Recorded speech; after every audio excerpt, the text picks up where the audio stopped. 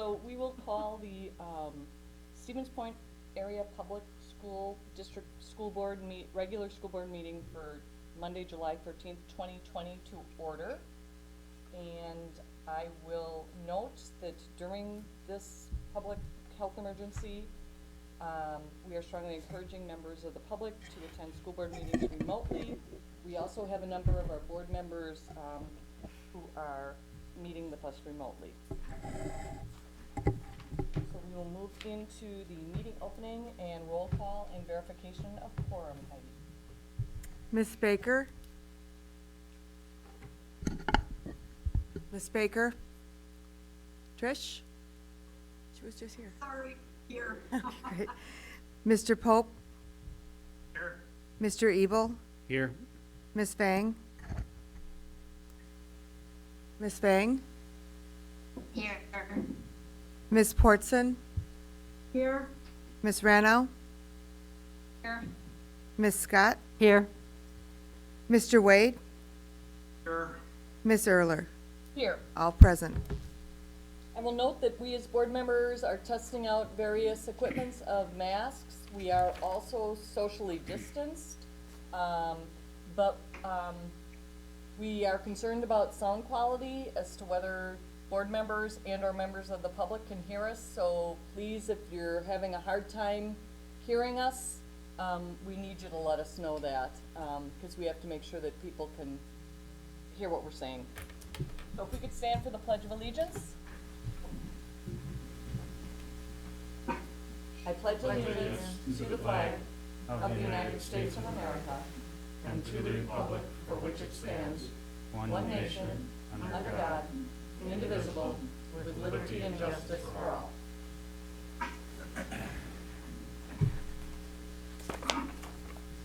We will move into item 4A, which are public comments.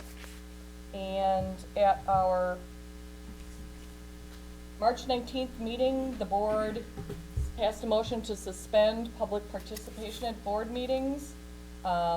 We provided an opportunity for members of the public to provide comments with emails, and if you guys will give me a little bit of time, I need to pull up, oh, Heidi's bringing over the email comments. So I'm going to read the email comments that we have received, and I'm reading them in There's two per page there. in order.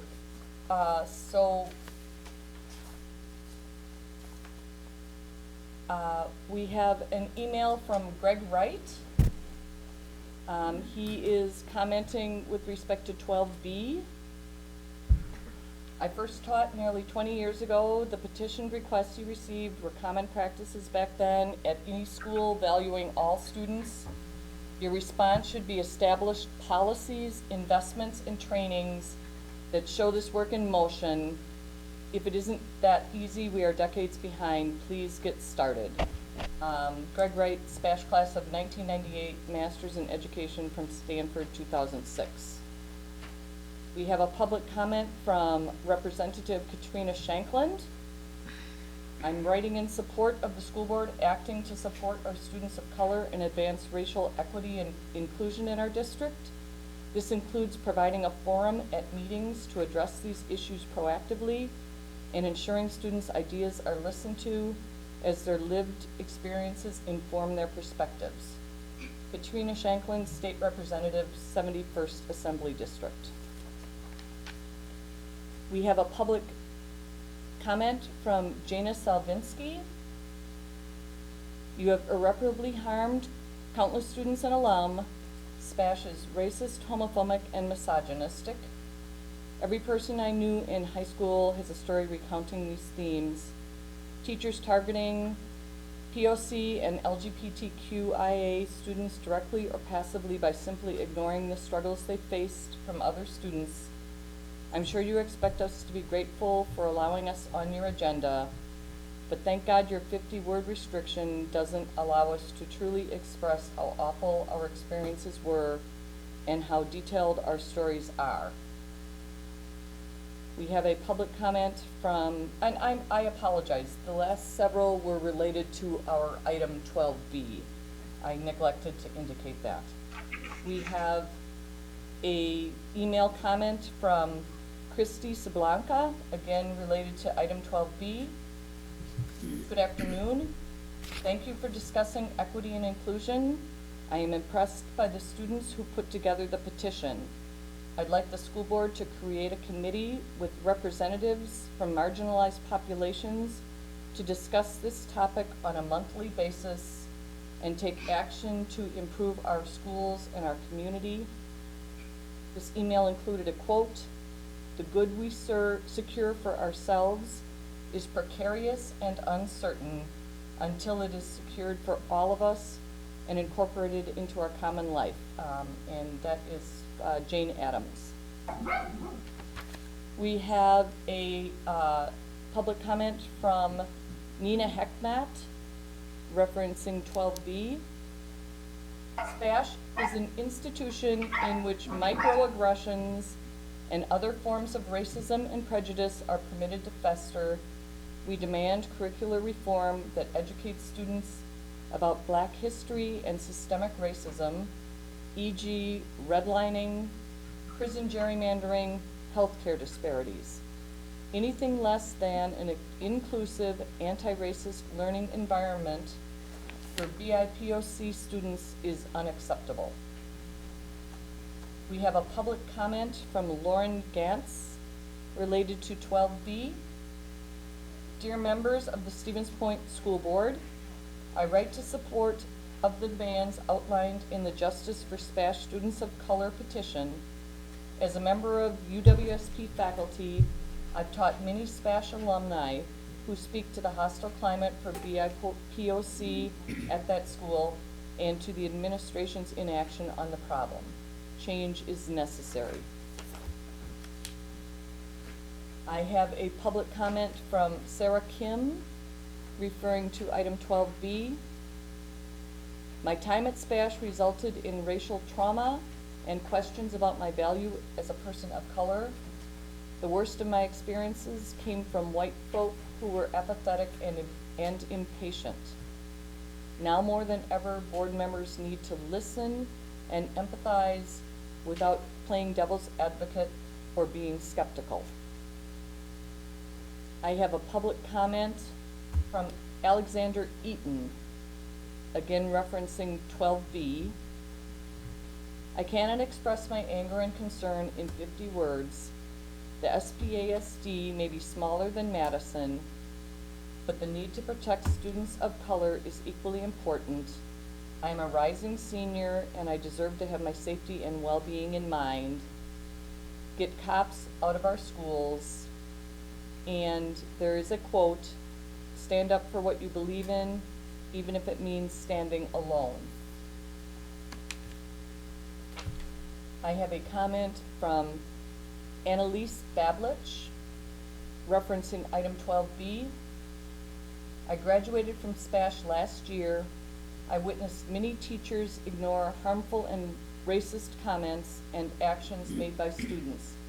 If the school doesn't take immediate action, more students will be traumatized by racial gaslighting and violence occurring in schools, which will affect many students in the long run.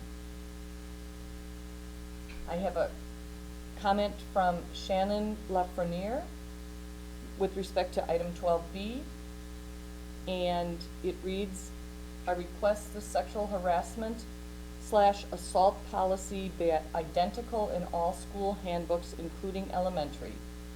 I request a procedure to be developed for students self-reporting during the school day, including the student can choose to not return to their regular schedule. An adult of the same sex will be included in any interviews, and a parent guardian will be present at any interviews after the initial report. So those comments were all referencing item 12B of our agenda.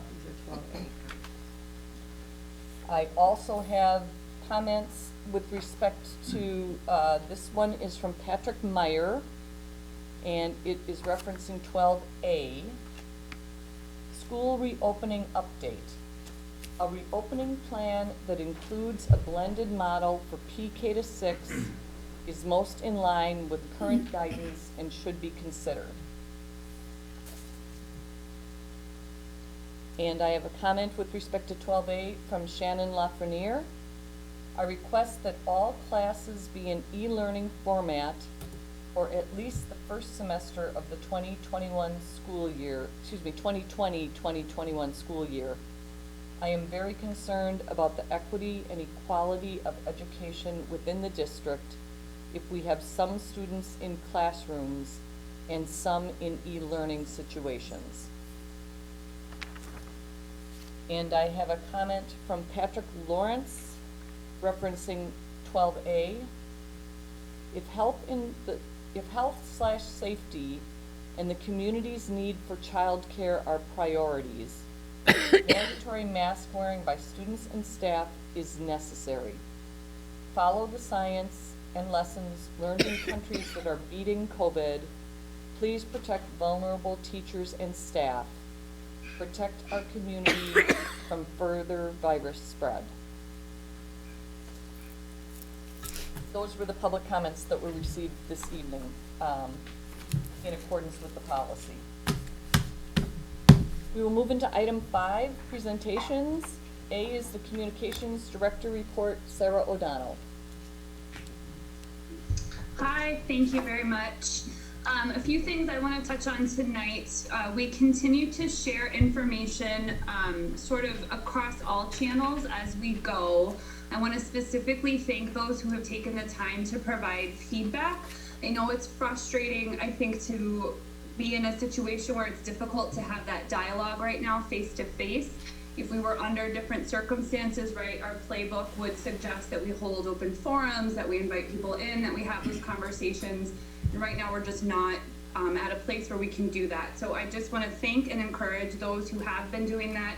We are keeping a repository of that information to reference as decisions continue to be made. To that end, we will be surveying again, either in late July or early August, likely reflective of, you know, whatever decisions cabinet makes in the next several weeks to then see, I shouldn't say decisions, kind of some options as we continue to sort through which of the 3 frameworks that were presented, which we are considering coming back at, or what it might look like. We obviously want feedback again from staff and from parents before any of those decisions would be, you know, officially kind of made. So please keep an eye out for that. Additionally, we did have an opportunity to present with the Portage County Business Council. Corey, Craig, and Meg were able to be kind of socially distanced presenters for that. They shared a copy of the reopening plan that the board had seen back at the end of June. Trying to, again, just get that information out about where we currently are as a district and what employers might be able to expect moving forward. We had 122 participants. Most stayed for the entire hour, which was really great to see. We have begun seeing if there's a way that we might be able to replicate that format for our own staff and parents moving forward. So take a watch for that.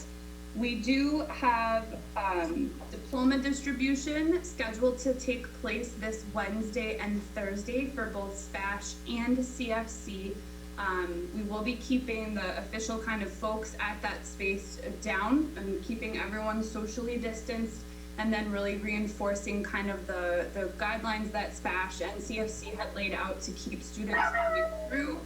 Big part of that will be, sounds like my house with the dog. A big part of that will be, we will have a videographer there. We will be reading students' names, and we'll be creating that video that's got those other components of the graduation that we will not be able to do in person this year. Finally, I just want to mention, we are finding that there's so much information out there that I think folks are having a hard time kind of digesting all of it, right? There's a lot to absorb, and we know that written communication is not always how everyone learns or how everyone can accept information. So last week you may have seen, and we're gonna share with you when I'm done talking, the reopening of schools, summer school kind of update intro. And our plan is to once a week put together very short videos that can kind of assist answering questions and then redirect people back to information on the website where they can find that. Even though it's there and we're seeing high percentage of downloads on those documents, we're still getting some questions from folks that we want to make sure we're answering. So today, Craig and Beth both recorded segments, so we'll continue to release that information. Our intent is to do one per week, although you might not always see them. Some might be more geared toward parents and some might be more geared toward staff. So definitely keep an eye out for those. We think they'll be effective. Certainly feel that last week's was effective in at least sharing kind of what that would look like, what those procedures would be leading into today. Well, Heidi, I don't know, I know you have the link. I'll mute myself.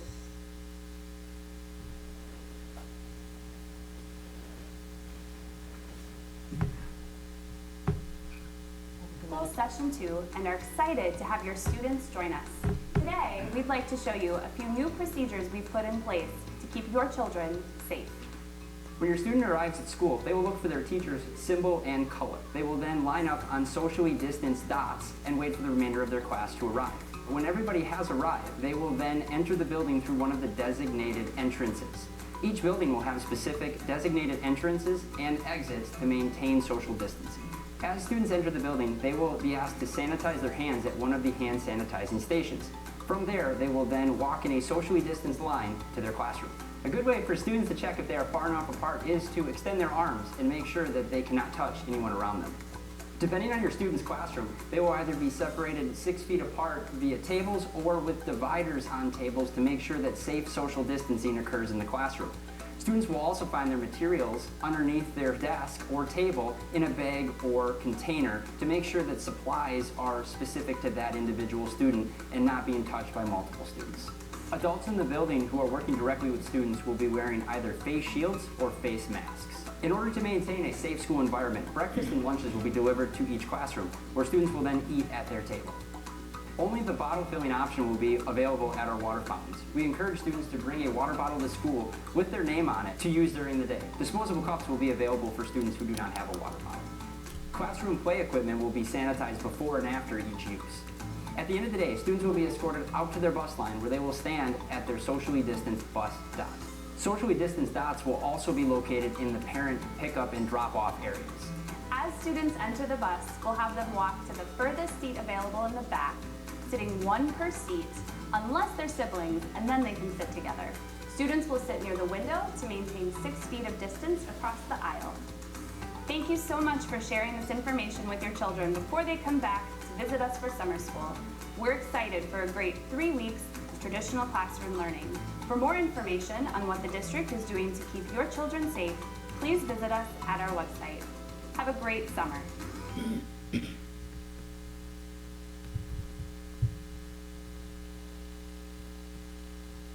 Do board members have any questions for Sarah?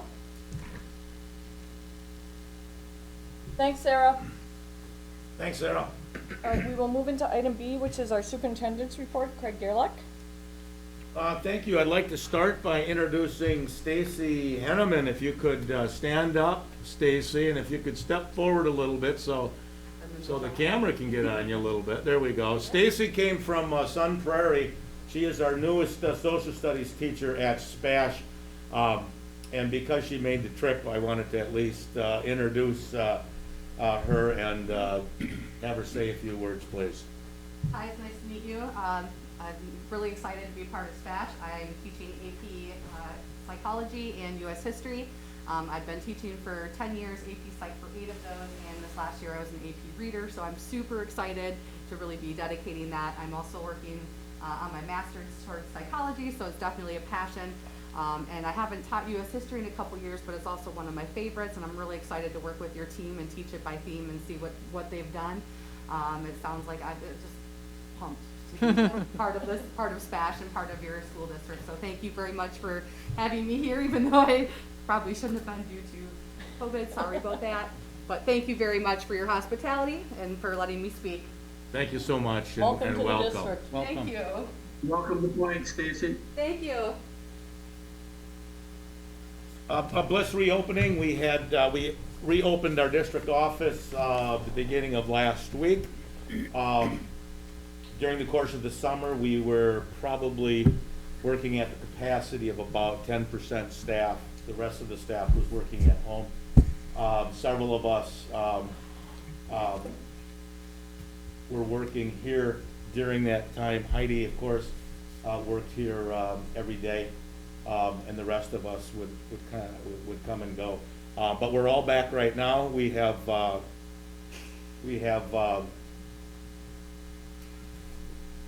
additional safety precautions in place, just like we do the buildings.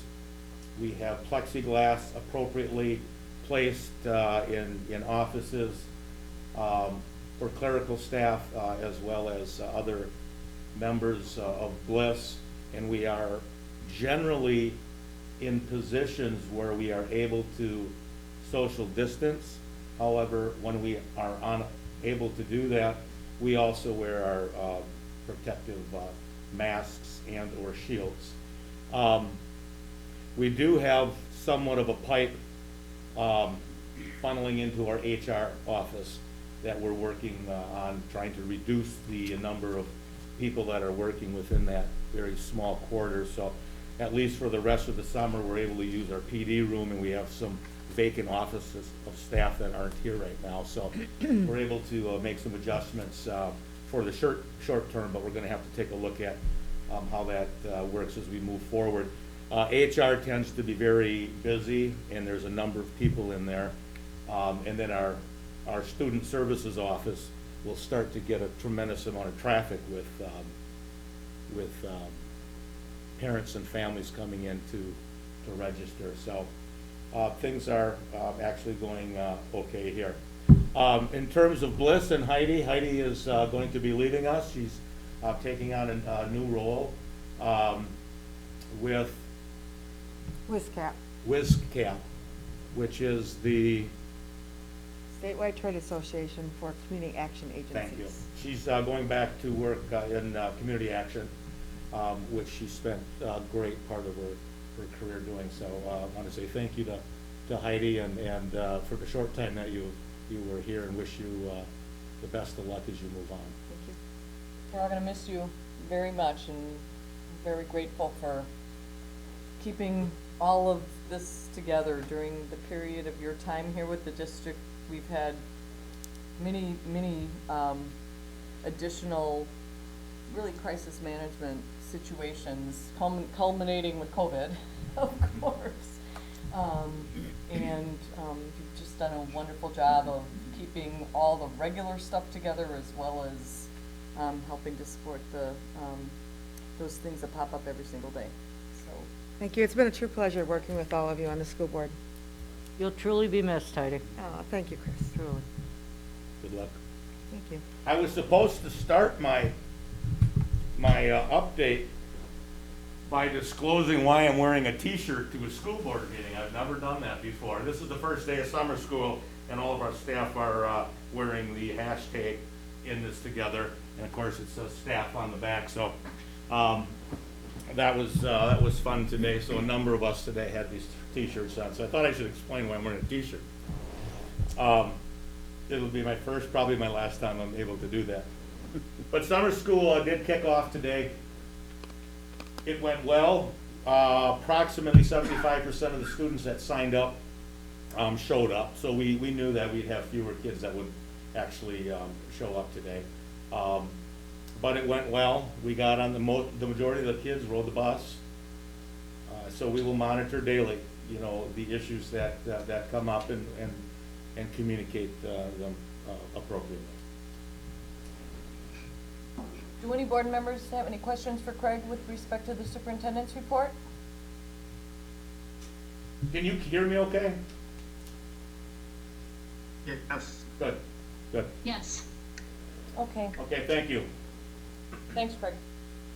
So we're now going to move into the consent agenda. That includes the minutes of the June 22nd, 2020 special school board meeting, the approval of the schedule of monthly bills, and the employment recommendations.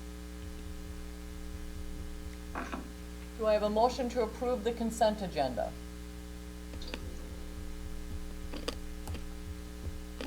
This is Judy, move to approve. Do I have a second? All right, I have a motion by Judy, I have a second by Trish. I will have Heidi call the roll because of the monthly bills. Mr. Pope? Mr. Pope? G? Yes. Oh, sorry. wait, wait. Couldn't hear you for a minute. We got it. Thanks. Ms. Fang? Yes.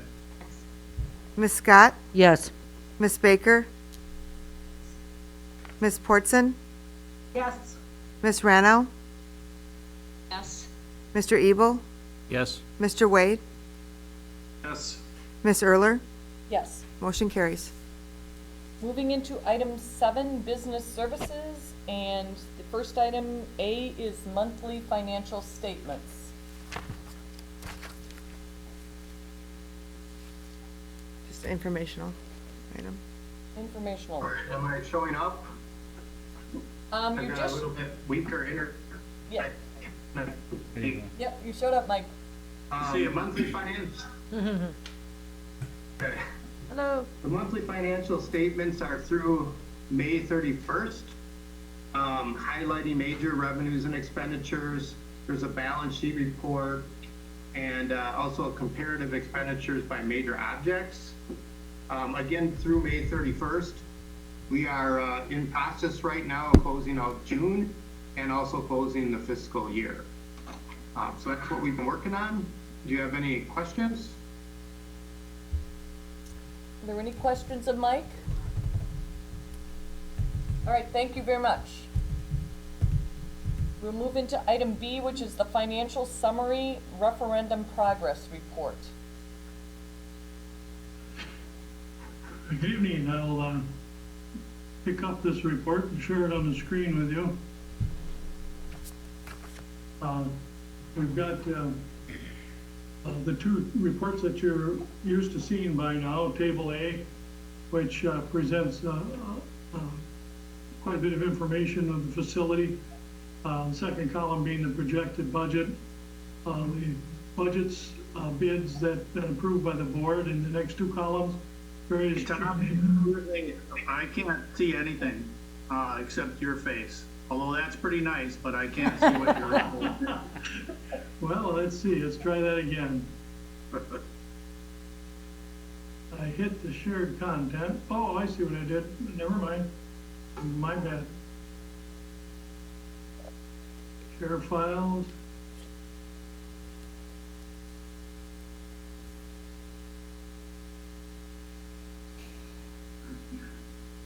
Good job. Does your A have anything in there? Does your A have anything in A. there? Table A. No. Okay. Is that a screenshot? I can't do it from here. I have to find the original.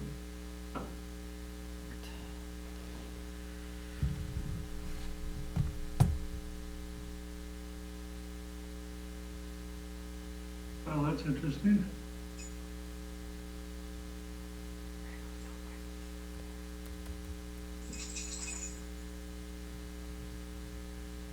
There we go.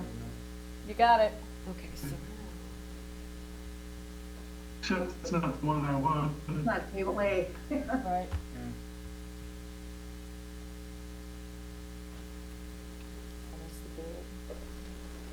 see that? There we go. Perfect. Yeah. Table A? Yep. Okay. Table A has the facilities in the first column of the projected budget, which has remained, of course, a constant so far. These next two columns here are the bid packages that have been approved by the board so far. Does not include the ones that we'll talk about this evening. This column contains various change orders, furniture, fixtures, and equipment and other items. And then this is a total column of the previous numbers. Then we have total committed to date, total remaining balance, and total paid to date. Paid to date is $25,548,690. As we go to table B, you'll see the same amount, $25,548,690. This table is presented in a different format, and it allows us in the business office to check one another and look to make sure that we don't have any errors, and if we do have a discrepancy, we can ferret it out. Of course, the referendum totals are the same. This shows our contracts to date that have been approved and the balance of these two numbers.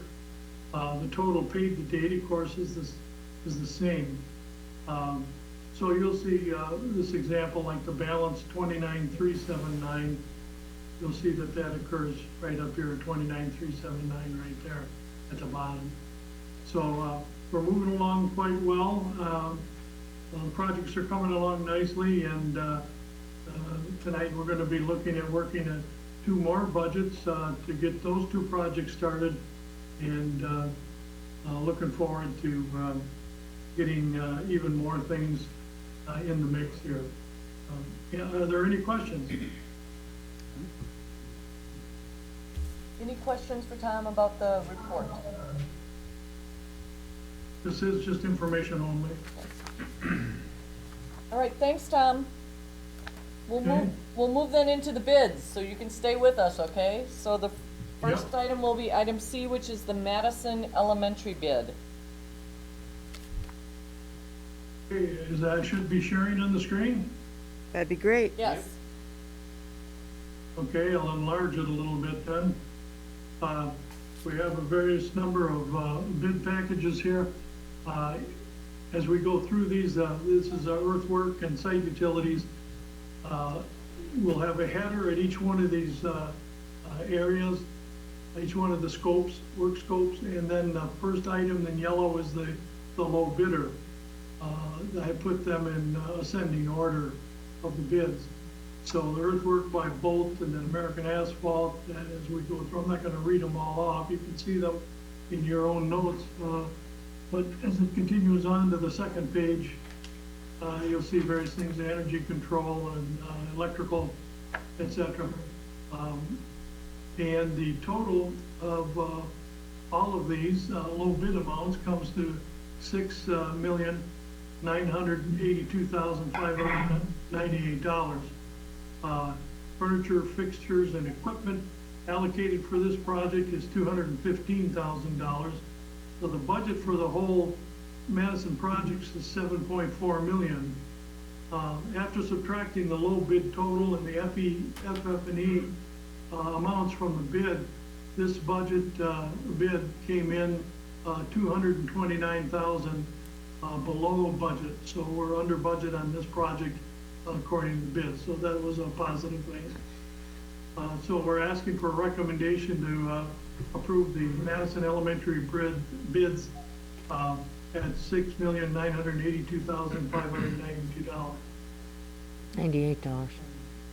Sorry. Do I have Barb made the motion, do I have a second? What, I didn't hear the motion.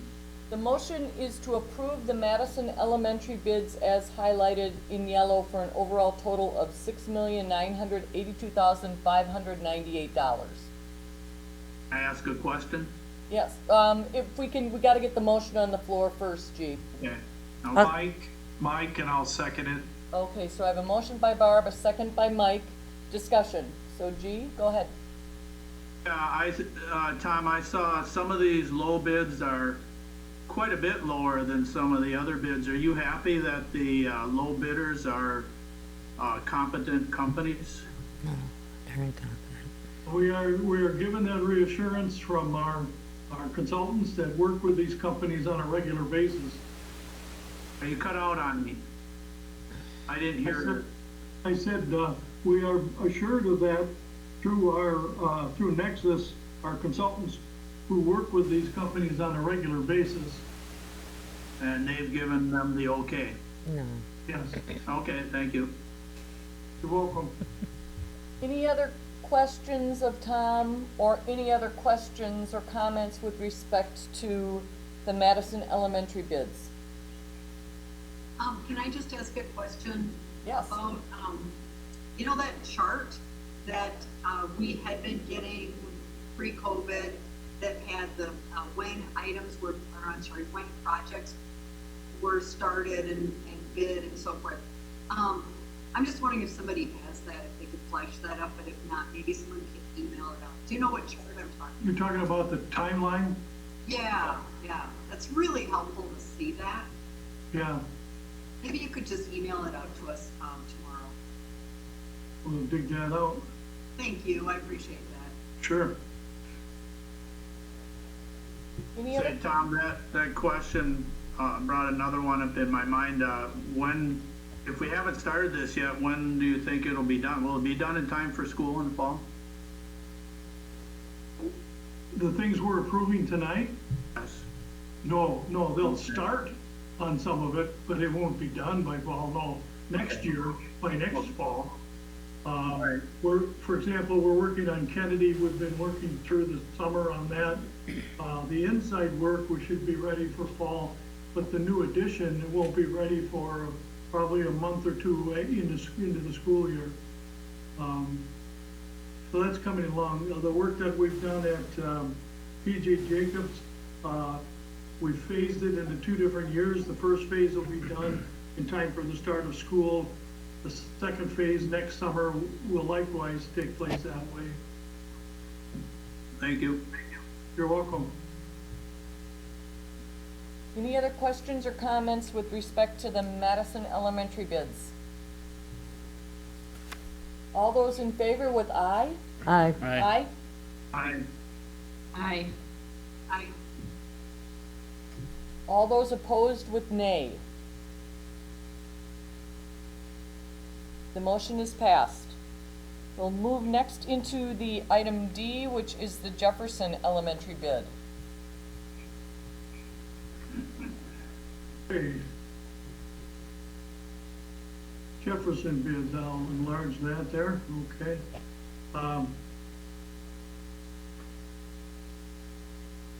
Same format, we have the different work scopes of earthwork and then paving, general construction, et cetera. Like the other one, these are good contractors who we worked with most of these already anyway, on all the other projects. First line in the work scope is the low bid. Everything is based on this base bid column. We go right into the second page, where we're looking at HVAC work, electrical, structured cabling for the technology, et cetera. On this bid sheet, we're looking at the low bid totaling $2,486,485. It's also in the text down below here. These items that I'm circling around right now are other costs that are budget amounts. We haven't bid the roof yet, and there are some other furniture, fixtures, and equipment items in here. Now, altogether, that comes up to 3.1, almost quite 3.2 million. If you take the low bid plus these other costs, furniture, fixtures, and equipment, you'll come up with $3,186,724, which is $89,000 over the budget of $3,097,140. So it came in pretty close. That's only a fractional amount of overage. So between these two buildings, we're going to net about 140,000 under budget. So even though this is a little over budget, the other one was quite a bit under budget, this bid amount plus the previous one you just approved will net out with these two budgets combined to be about 140,000 under budget. So we're comfortable with this, and we would recommend approval of the elementary bids shown to you tonight in yellow. at $2,486,485. Do I have a motion? Meg, this is Trish. I'll make the motion to approve Jefferson Elementary at $2,486,485. It's highlighted in yellow or is presented. Chris has made a motion. Do I have a second?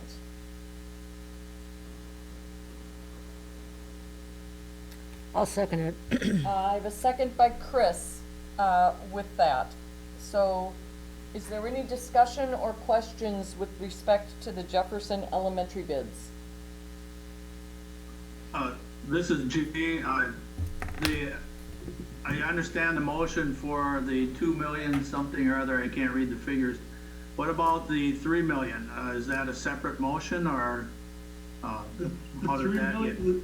The 3 million is a total that includes the 2.4 million in the bids, plus these additional items here, which are budgeted items, which have not yet been either bid or entered into an agreement to do.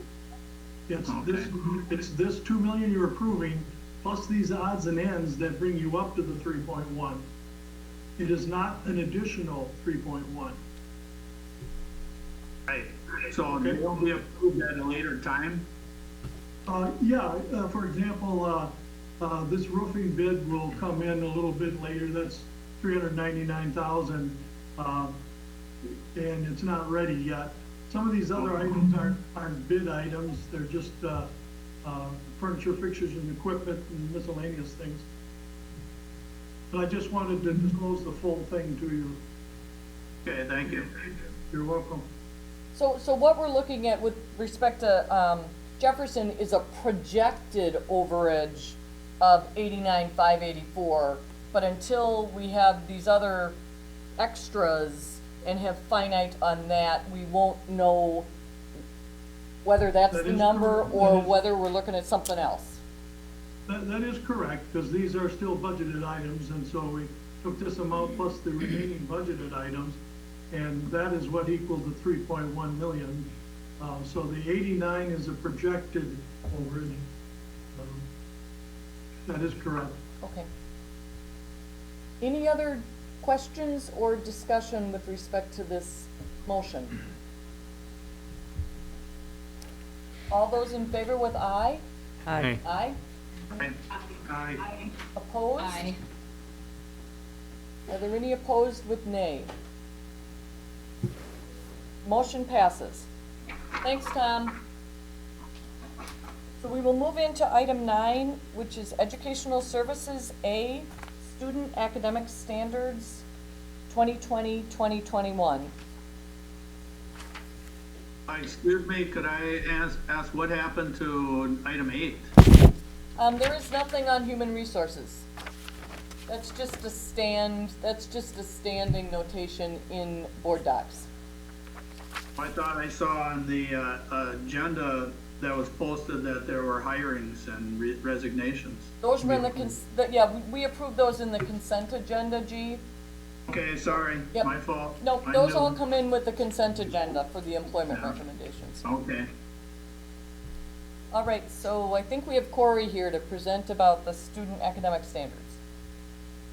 So each year, and at about this time, this is an annual item that you see on the agenda. We are obligated to notify families of our academic standards for the upcoming year.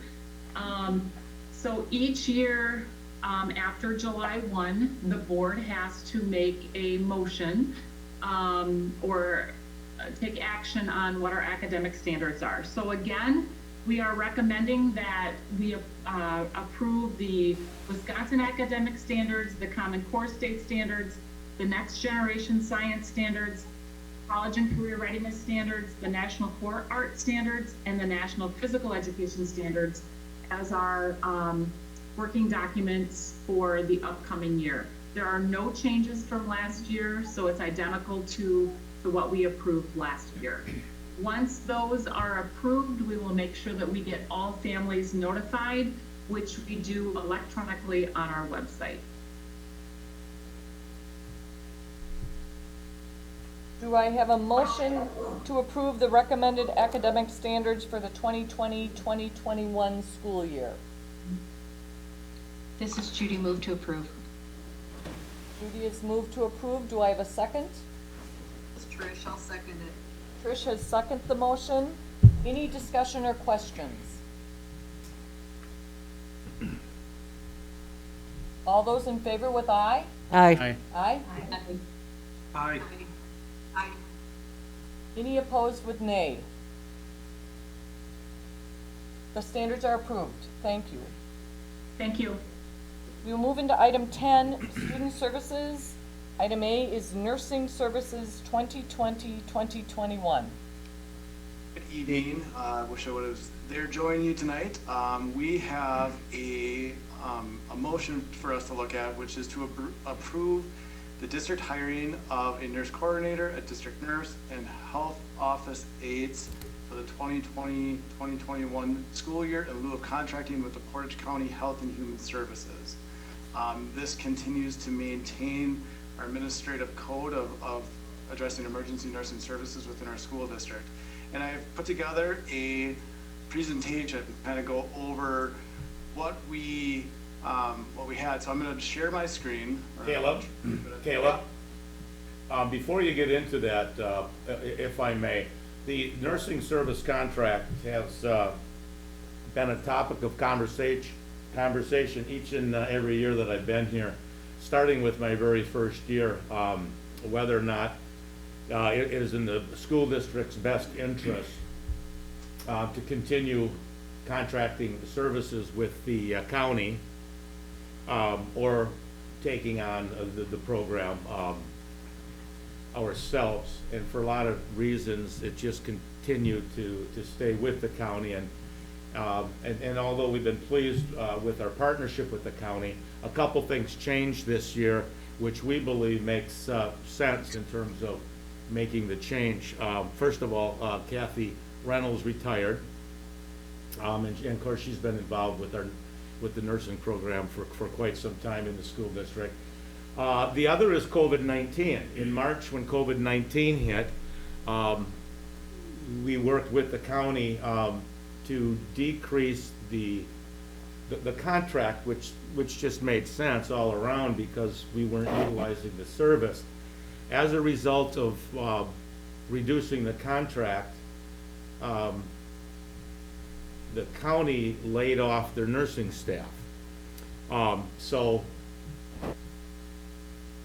we just believe this was the time to move forward. The nurses have been hired back by the county to do contact tracing as it relates to COVID-19. So that said, I'm going to turn it back to Kayla, but for those that have been involved with the district for some quite time are aware that we've had the county nursing service or the county contract for a long time, and we're suggesting tonight that we look at a new model. Caleb, go ahead. Okay. So I'm going to attempt to share my screen with you, and I got it. All right, so here's what we're going to go over. We're going to review what the previous nursing contract looked like. I'm going to talk about what we are proposing for our services moving forward. We've identified some benefits of the change and then our hopeful next steps for you to consider tonight. Previously, like Craig was saying, we've contracted for as long as I've been told, really, with Portage County Health and Human Services. That's comprised of one lead nurse, which has been Kathy Reynolds since I've come on. There are 7 other nurses split between the district providing services. It's, again, limited time at each of the sites, but they're there. We don't have a say of what nurses come in, so we don't have control over hiring, and the duties and responsibilities have been really predetermined along the way, so when we need additional trainings or services, it's a little bit more challenging for us to get it. We have to seek it elsewhere, and so that's, you know, we've been very pleased with the overall services, but there's been some items that we would appreciate with some training aspects that we weren't able to get through the nursing services as written into the contract that we've done. So our proposed plan is to hire a nursing coordinator to oversee the district health plan, to collaborate with cabinet and leadership on looking at our health offices, helping with our high-risk students and our health plans, also to coordinate trainings, to coordinate our health aides, to just kind of help oversee the entire district from a nursing aspect in terms of emergency nursing services and still upholding our administrative code that we're required to do. We're also looking to hire a district nurse that's going to work directly with our nursing coordinator, helping with the training and health plan and provide direct nursing services throughout our district. And then in conjunction with that, we're looking to hire office health aides that support each of our building level health plans and supports the daily health concerns of our students and staff. And these are overseen by either our district nurse or the nursing coordinator as seen and as seen fit. One of the cost benefits of the change is that our previous contract this last year with the county was $325,071. Our projected cost by our plan is $292,000 or $292,193,000 with a cost savings for projected of $32,878. In addition to just the cost savings and some of the money aspect, each of our elementary schools and CFC will have dedicated health aides to support our students. We've increased our hours at Ben and PJ's for nursing services, and we've also increased our district hours between nursing and health services by 91 hours a week to support our students and staff. What we're hoping for on this is the board to consider what the nursing plan looks like as presented, and if so, we'd be able to post for the nursing coordinator, the district nurse, and also the office health aides for each of our elementary schools and CFC. Some of the other pieces of this one that just wanted to point out is that the increased hours are really as in coordination and support of our students and staff. The 91 hours is split between our buildings, and it's really going to come down to having some of that local control over the hiring and the trainings of our staff and our staff. So that is what I'm asking for tonight, is to consider not re-signing with Portage County Health and Human Services nursing contract, but instead taking on the responsibility for us in hiring our own nurses and health aides to support our district. So before a motion on the floor, do board members have any questions of Caleb or Craig? I do, but Mark. Chris? Caleb, do the health aides and office aides, do they also get training? Yeah, the nursing coordinator and the district nurse would be doing the trainings to support the health, and that's really, they do that now. Our district nurses are through Portage County train our health aides that we do have scheduled, also our head secretaries and our EAs. Anybody that is working with a health plan or working within those health rooms get trained. The district nurse and nurse coordinator would facilitate those trainings and continue that work.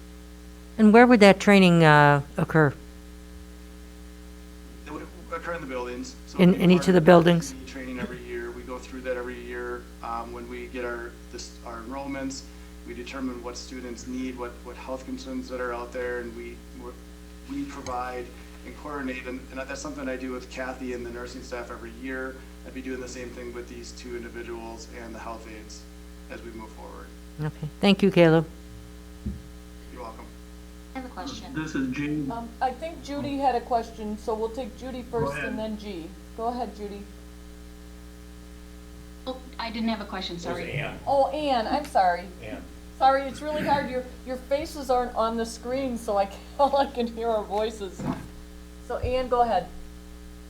So, with these new positions, if approved, would they be required to do other trainings that may not necessarily be directly involved with health or nursing, such as say there was different things that are created for professional development days, and it would be it would be something that would incorporate things that all staff could learn from. Would they be required to go to these kind of trainings? My question is in regards to, we want to make sure that if we are going to be using nurses strictly for within the school district, I want to make sure that students of color and Black students are going to be heard, and that if there are anything going on with them, that they are being taken seriously and not just say, hey, take a pill and go back to class.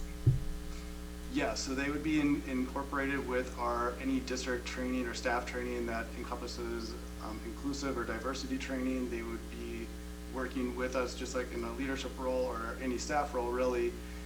They'd also be trained in CPI, so de-escalation of students. We'd be putting them, asking them to be a part of that, so that there's the SEL training for social emotional of our students.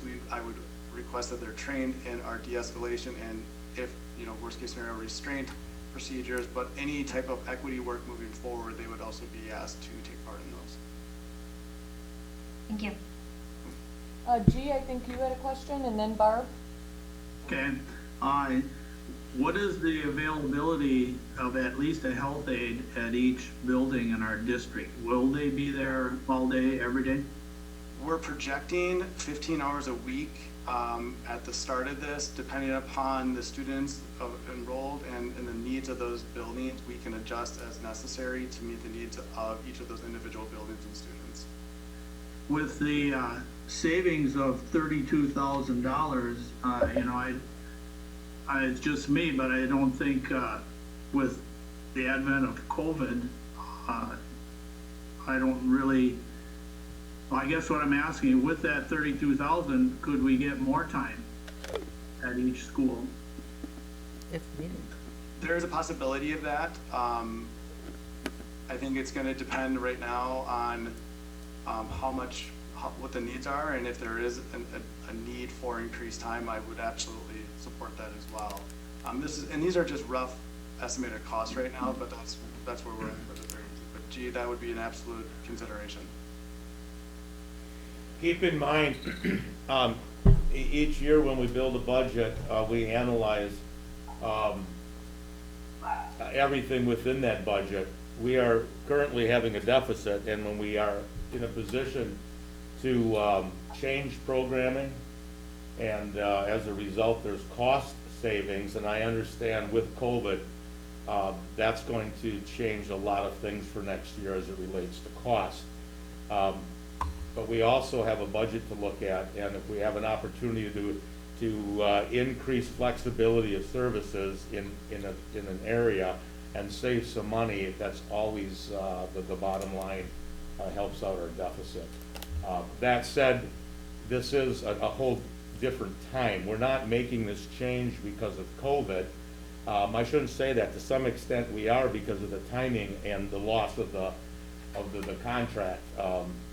Not that we can't go create a new contract, because we can, but we know that our needs in the area of student services in general are going to be increased for next year. So there's also going to be a need to come up with resources in a lot of different areas as well as it relates to student services.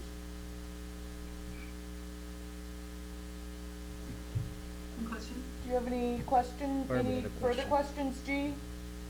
I want to hear what Barb's got to say. Okay, Barb? If I can get my dog to shut up long enough. It feels to me like we're not going to have as much expertise. Are we going from 8 RNs to 2 RNs and an unspecified number of health aides? Yes, so we are going from the 8 RNs down to 2 full-time RNs in our district, and then we would have individual health aides at each of our elementary schools as well. So yes, in response to that. The current RNs that we have, Barb, right now are their limited amount of times per week. They're projected 6.5 hours, between 5 to 7 hours per week in each of our elementary schools, and anywhere between 15 to 16 hours in our middle schools. So they're there a very limited amount of time per week. And then we have health aides that support those buildings when they're not around as well. So they're not there every day even at that. They're there a limited amount of time. And so the 2 contracted nurses would be available to the different buildings throughout the week as on-call needed or on-call basis. So about how many of the health aides are we planning to hire? Well, 9 health aides for each of our elementary schools, and then 1 for Time? 15 hours a week, so part-time, yes. So they will be part-time, so no benefits? Yes. Yep. Okay. And where will the 2 RNs be located? One of them will be housed at Spash, and then the other one will be housed between Ben Franklin and PJ Jacobs, would be their home bases. And then they would be sent out to the elementary schools, pods, and CFC as needed. Thank you. You're welcome. I have another question. Go ahead. If you don't mind. Go ahead.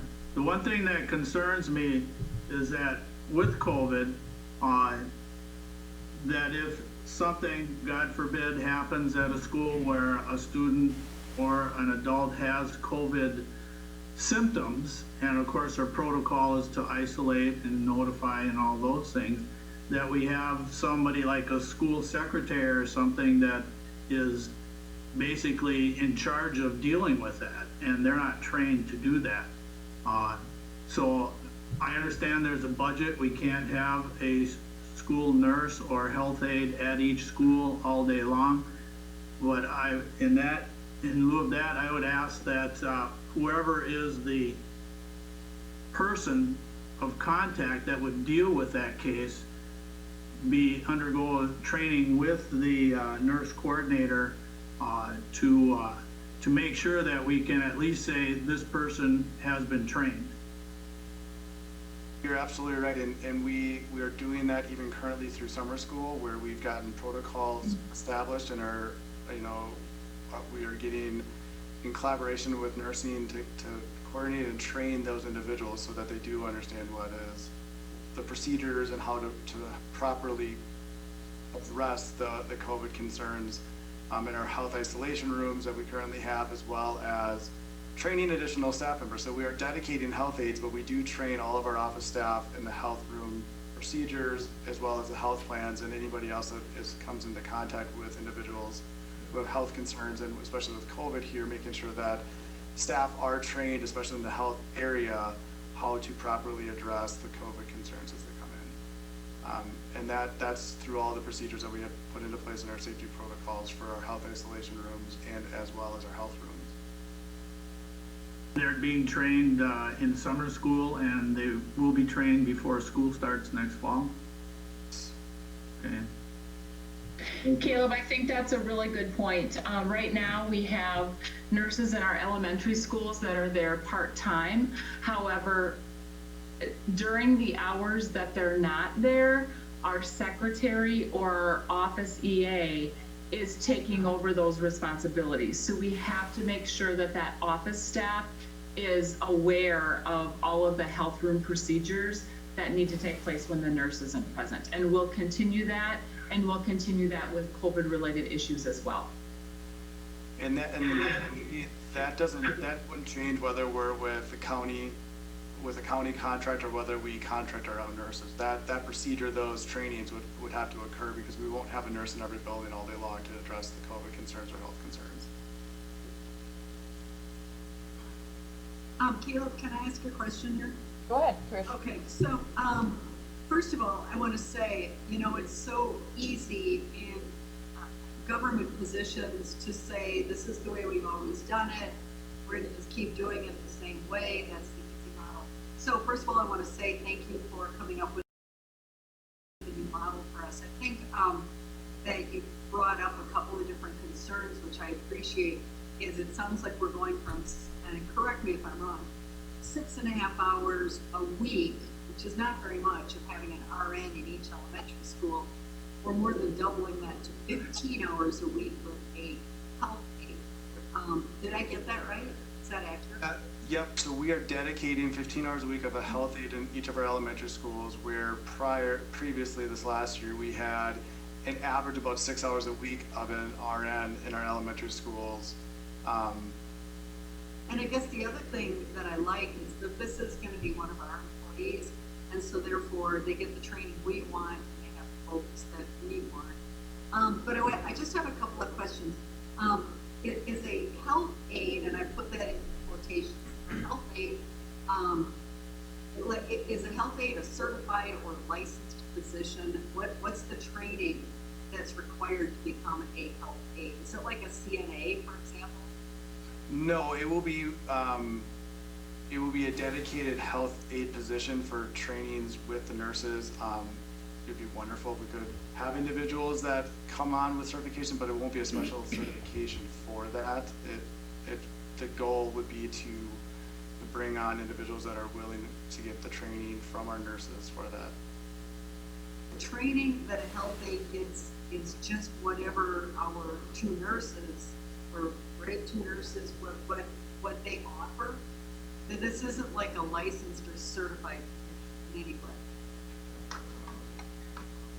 Right. Yes. Go ahead, Beth. Sorry. This is Beth. Yes. So right now they don't have to have any certifications. We will train them in CPR and AED, safety, first aid. That will be part of their routine training. We will prefer that they have some sort of certification, such as a nursing assistant or in some sort of health-related field. So that would be a preferred qualification as we post these positions. Well, Beth, I'm going to come back because my next question is probably more for you. Do we have a pay scale for them? We do. Where are they falling? Yes. So currently we have the office EA position, which supports the health rooms at this time. So there were a few changes that we made on that job description. So the salary range for that position, which currently exists, is $14.95 to $18.74.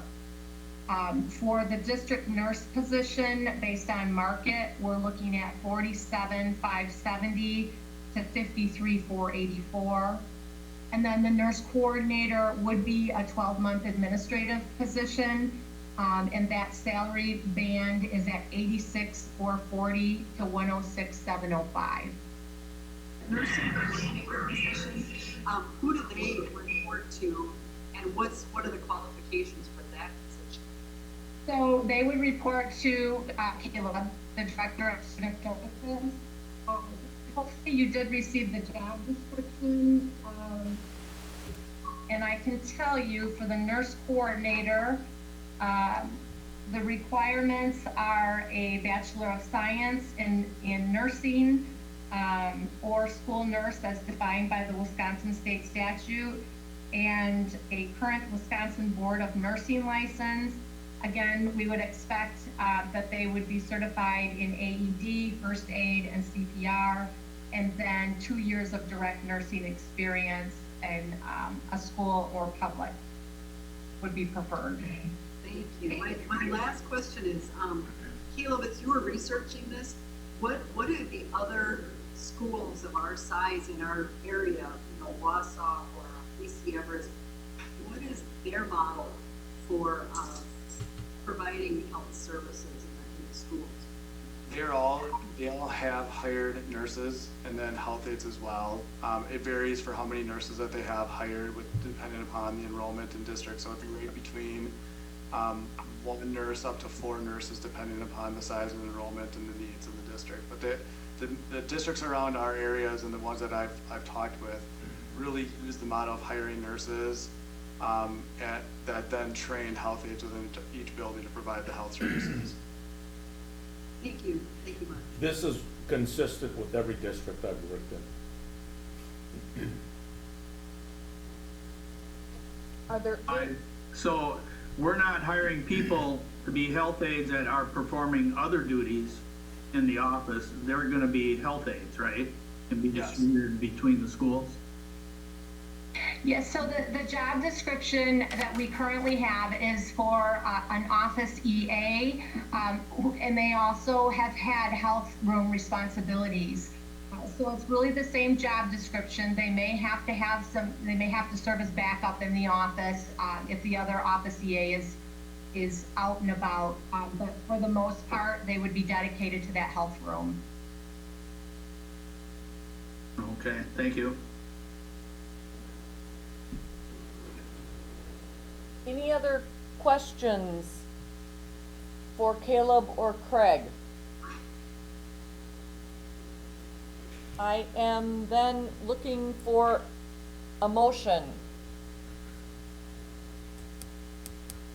And someone else is gonna have to read it because mine got cut off the top of my. Yeah, I'll do that. As a matter of fact, I'll make the motion. Move to approve the hiring of a nurse coordinator, district nurse, and office health aides for the 2020-2021 school year in lieu of contracting with the Portage County Health and Human Services. Second. Motion by Jeff, do I have a second? Chris seconded. Let Judy Judy have- second? Yeah. Okay, so I have a motion by Jeff and a second by Judy. Any further discussion or questions with respect to the motion? All those in favor with aye? Aye. Aye. Aye. Aye. All those opposed with nay? Motion carries. Thank you, everyone. We will move into item 12, general. A is the first item, and that is a school reopening update. Okay, this is an update. If you take a look at your agenda, you will see there are some links. The first is our instructional model of transitional classroom, blended learning and e-learning. That was discussed and approved last month by the board. We still continue as a cabinet to have a tremendous amount of discussion on what September's going to look like.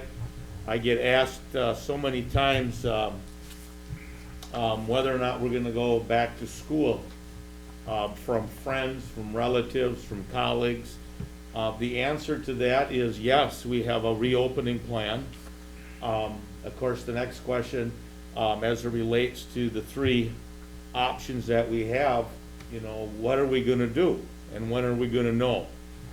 Well, we'll know when the time comes. Right now it's mid-July. We're seeing a spike in our cases. Likely a result of, I'm not the expert, however, likely a result of what we saw over the 4th of July. So I expect our cases throughout the county and state to continue to increase. I'm hoping it plateaus and starts then to decrease. Our plan and our goal within the plan is to get our children back in school. And it'll be a decision that gets made at the appropriate time, whether or not we will be in a blended model or an e-learning model. And we'll discuss that as a cabinet. Twice a week we meet, Tuesdays and Thursday. You'll likely see continued tweaks to the plan. If there's anything of substance, we certainly will be bringing that forward to the board as it relates to any possible changes. The issue of masks continue to be the topic of conversation. I can say this, which is really interesting. I was out and about in Point over the weekend at Lowe's, for example, and probably shouldn't name specific businesses, but was pleased to see the number of people wearing masks has increased significantly out in the public. And I can't, I'm sure that ties into the increased positive tests and of course the increased media presence. Currently in summer school, just as we are in Bliss, if teachers are wearing masks, unless they're in a situation where they can comfortably say there's social distance being practiced. For example, I believe Corey told me a story today. She was in one of the classrooms, and the teacher had a shield on like Meg has, and was instructing, and at one particular point in time read to the students. So at that time, she took her mask off, and of course she was well past the 6 feet. She read the book so the people in the back of the room could clearly hear it, put that shield back on. So you're gonna see masks and shields, quite frankly, coming on and off. You may have noticed me tonight, you know, I've got to drink a little bit of water, your mask has to come off. People are going to be eating, your mask has to come off. So the $1 million question is whether or not we're going to require students to wear masks. And quite frankly, I'm going to buy time on that. There was a meeting today at Portage County, must have been a committee meeting, to discuss whether or not the county will consider requiring masks countywide. Dane County started, I believe, today. Interesting, the city of Shorewood in Milwaukee today started requiring everyone to wear masks indoors. So there'll be conversation yet as it relates to that. The other two issues that are links we have, Sarah, are you still with us? I'm still here.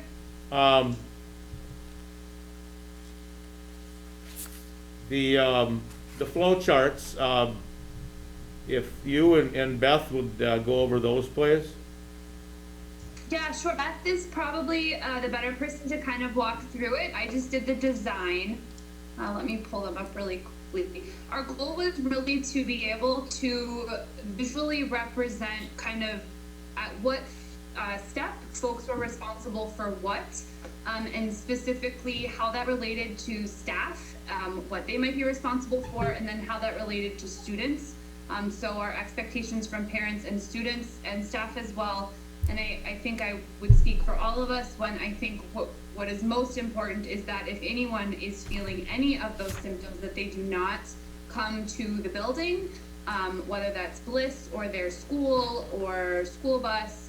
We really want to make sure that folks are healthy when they are at our facilities. Beth, do you feel comfortable walking through those steps? You're gonna put it up on the screen so that it's handy. Yeah, I can do that. It's pretty detailed. And I would just add to Sarah's comments that we also want to continuously remind employees that if they've been tested for COVID-19, they really need to remain at home until they receive those results. I think even people who have had close contact feel like, okay, I've taken the test, I don't have any symptoms, I can come to work. So we need to reiterate that with employees. Please not come to work if they're waiting for test results or if they know that they've been in close contact with someone who's tested positive. The flow charts, again, are very detailed, and it just provides a step-by-step for supervisors and employees if they're feeling ill at work.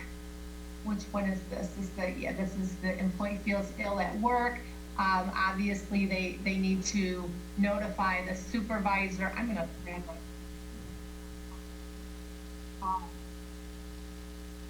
Sorry. Yes, so they if they're at home, obviously don't come to work. If they're at work, they need to inform their supervisor, and then the supervisor, principal designee, will question the employee about the COVID-19 symptoms, and depending on whether or not the employee is experiencing those, they have a route to follow here. Staying home, obviously we would recommend that they get tested if they're experiencing symptoms. Ask that they notify human resources so that we can contact the employee, also question the employee about symptoms, and discuss how they will be paid during the time that they're self-quarantining. So from there, depending on whether or not they test positive or negative, or they're waiting for test results, You can see how it flows. Again, remaining at home after, under all those scenarios. And then if it's positive, they have to wait 10 days since their symptoms first started and not have a fever for 72 hours.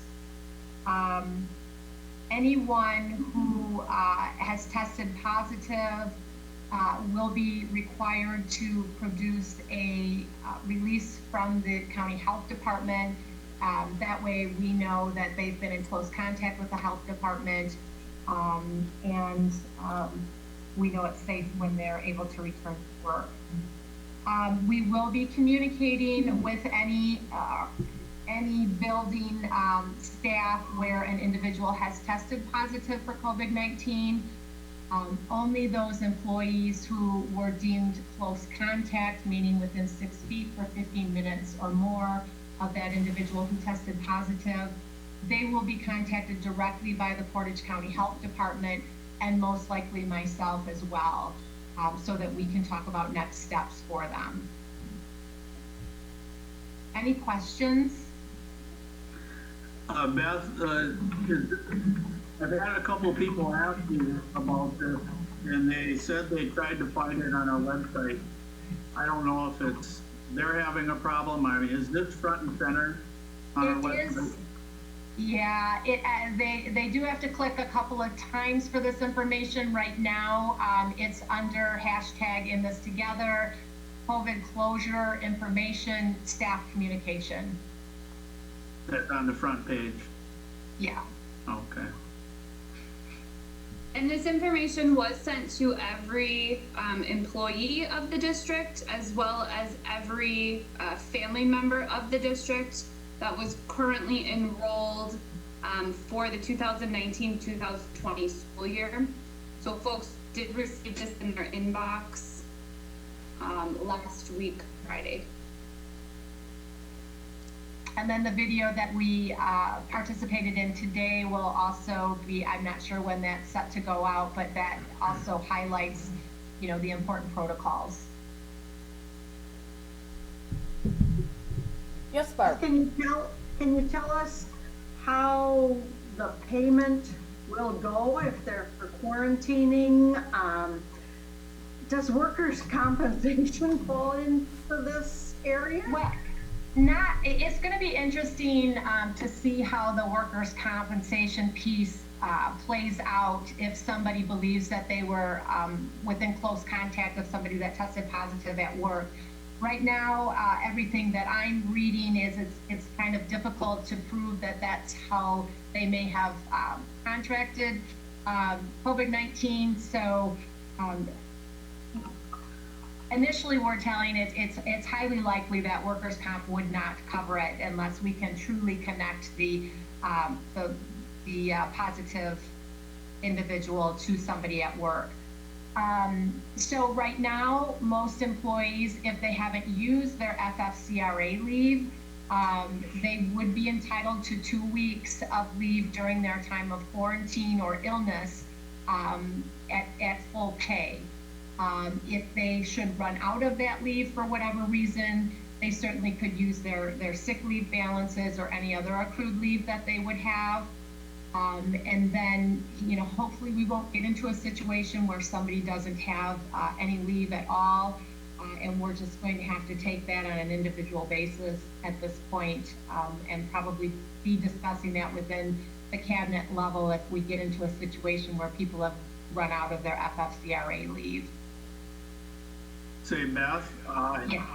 what is there a limit to the number of paid sick days they can take in 1 year? Because I know some people have 250. Yes, there is no limit to what they would take for their accrued leave. If somebody, you know, I hope this doesn't happen, but if an employee does end up in the hospital, that would then be considered a serious health condition, and family medical leave would apply to that. So whatever accrued leave they have, they certainly would be able to use. We provide 2 weeks of leave for most classifications each year, and that can carry over if it's not been used up to 120 days, I believe it is. Thank you. Yes. Hey Beth, question for you. Yes. So I'm looking at the quarantine, if there are close contacts here. In the event that this has to be used, will the staff be provided with a little bit more clarity?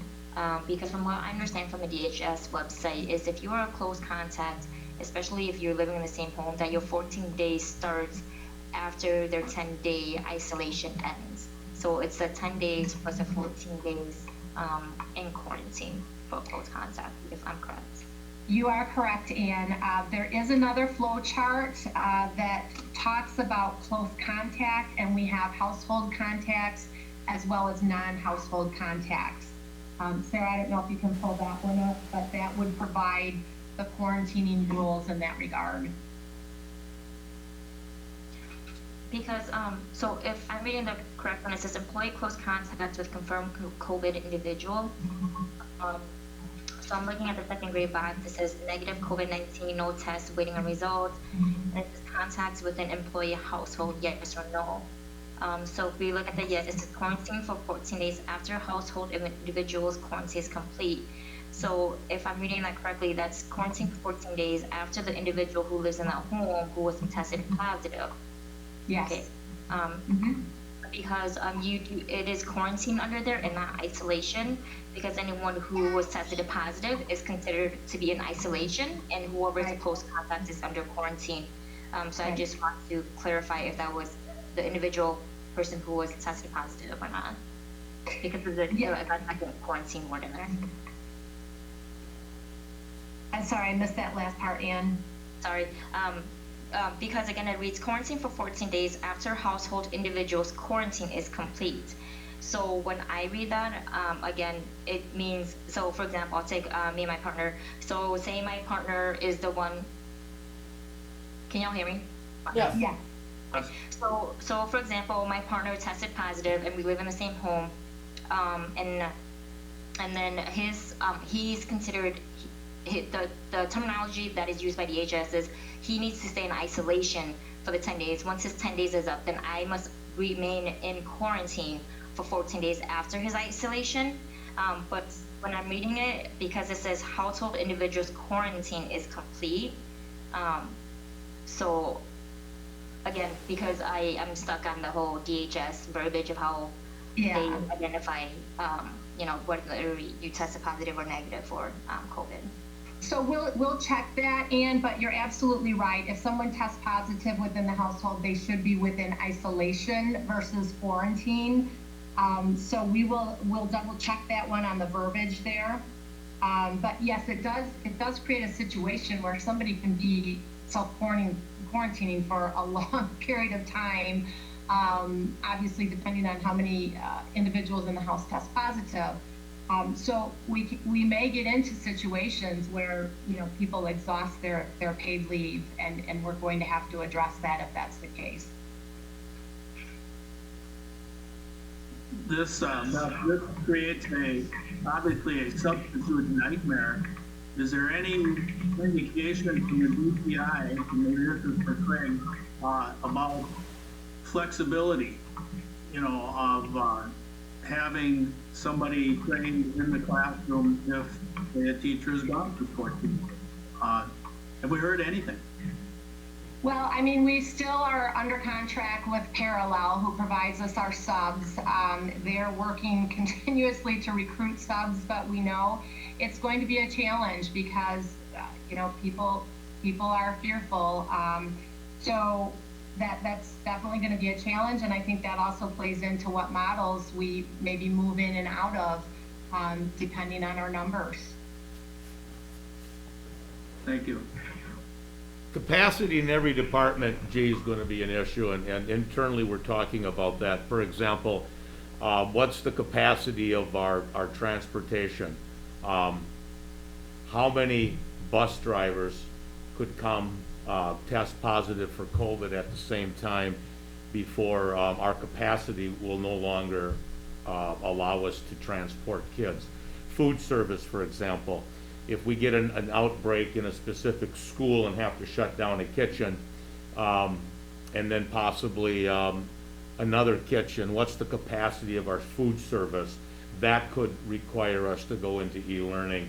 And of course, what's the capacity of our buildings? And every building's a little bit different, obviously based on size.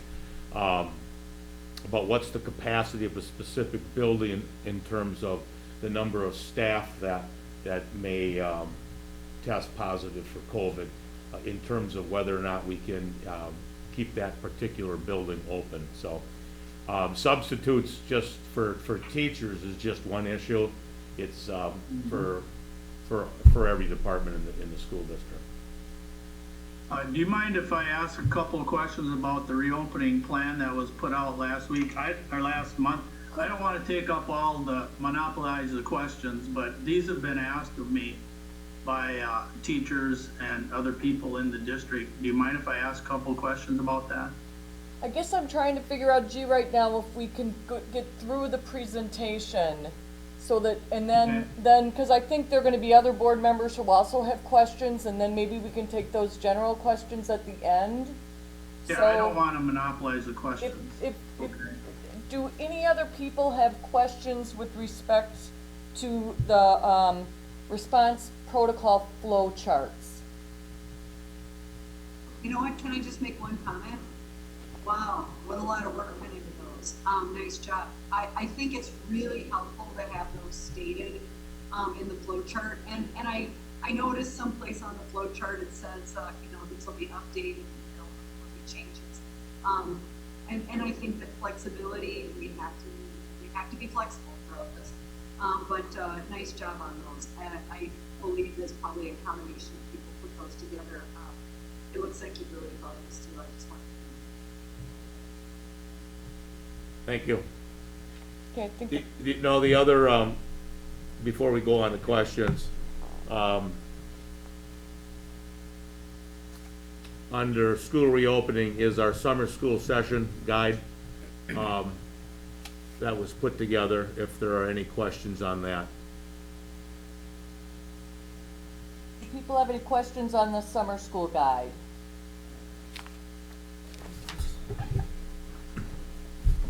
Okay, so we can now open it up to general questions. G, you indicated you had a couple with respect to school reopening. That's okay. I don't want to monopolize it.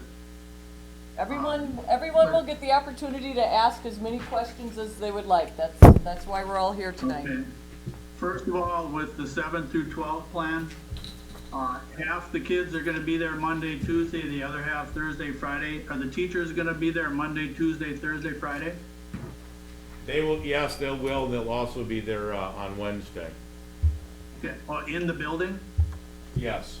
Okay. Then is that fair to say then that class sizes will be about half of what they normally would be? Yes. In the blended model.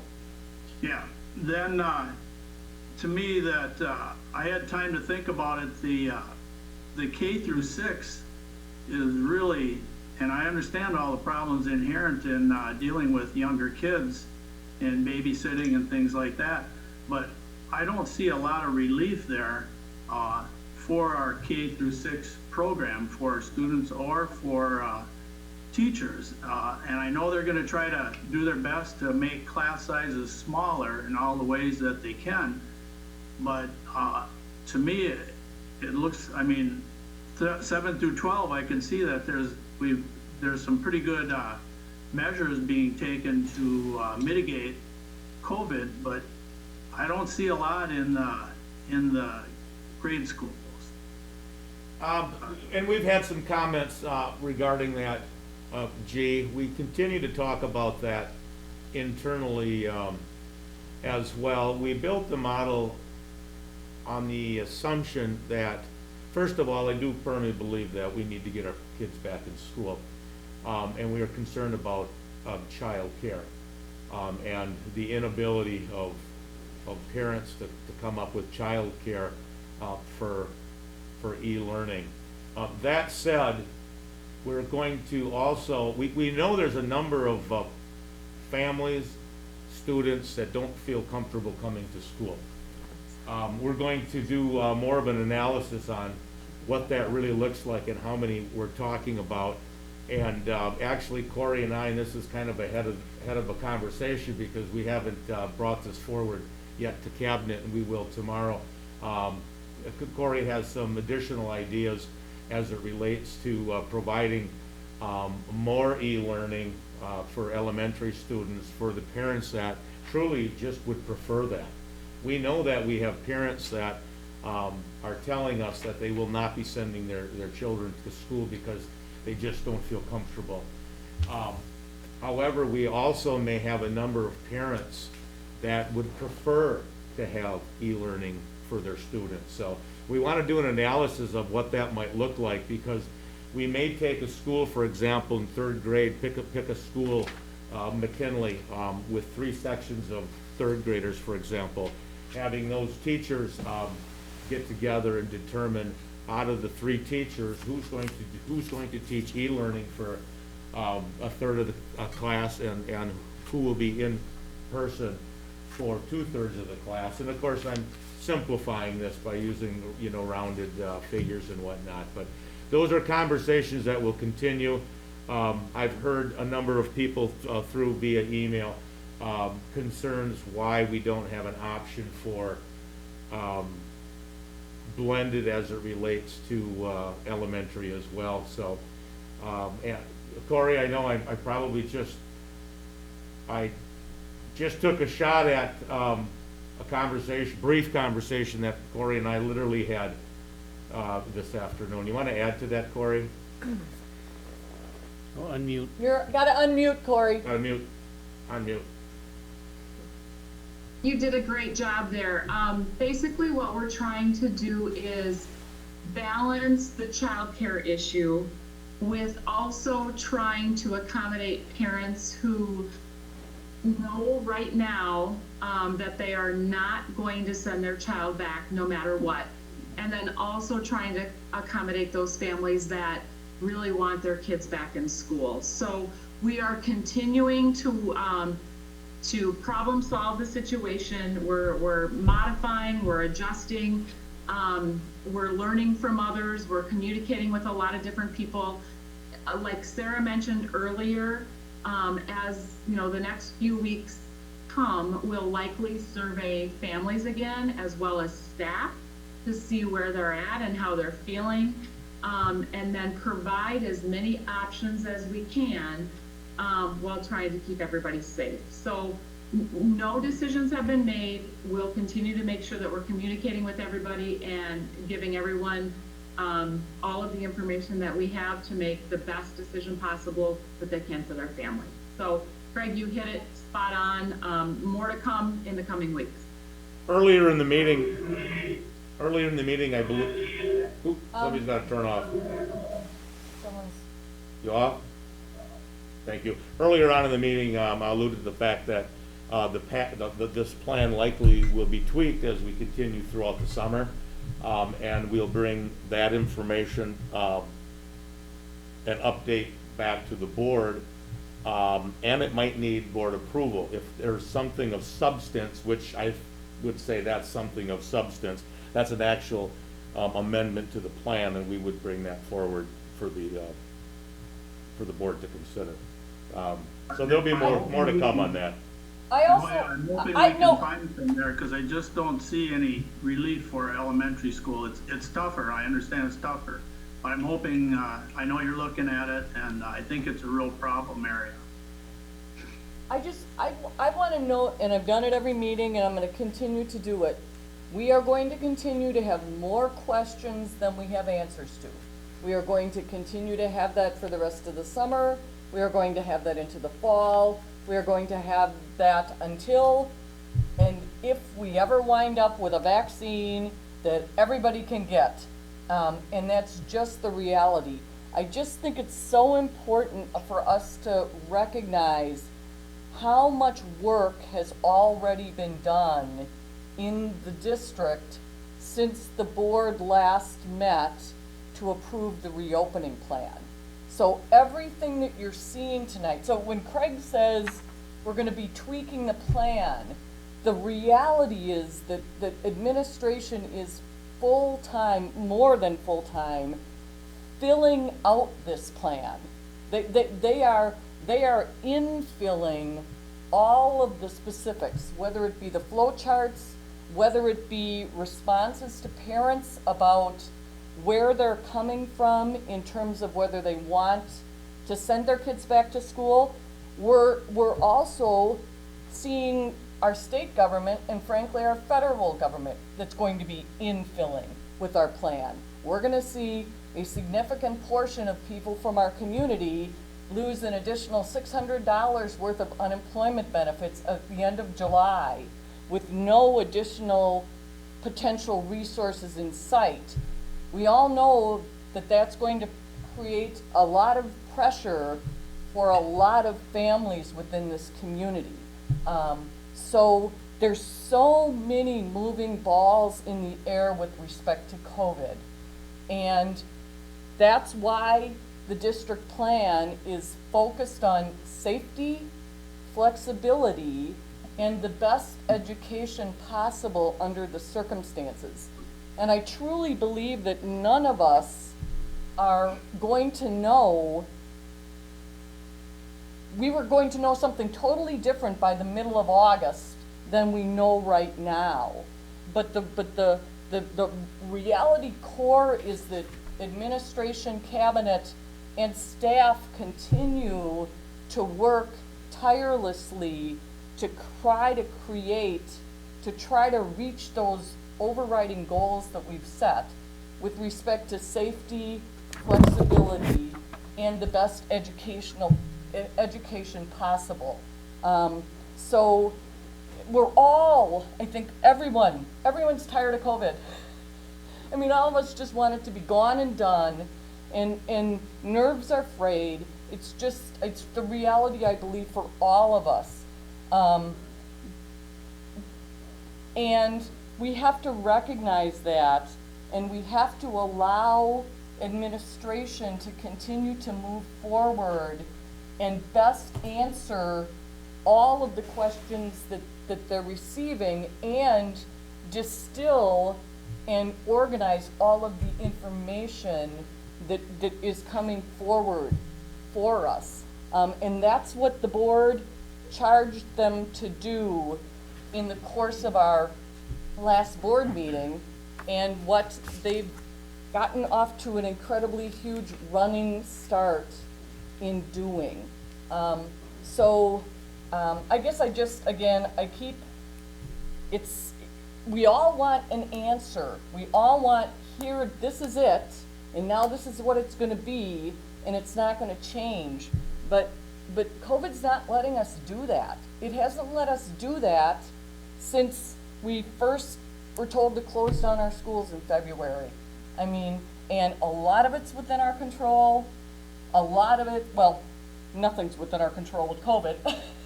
We're just trying to manage.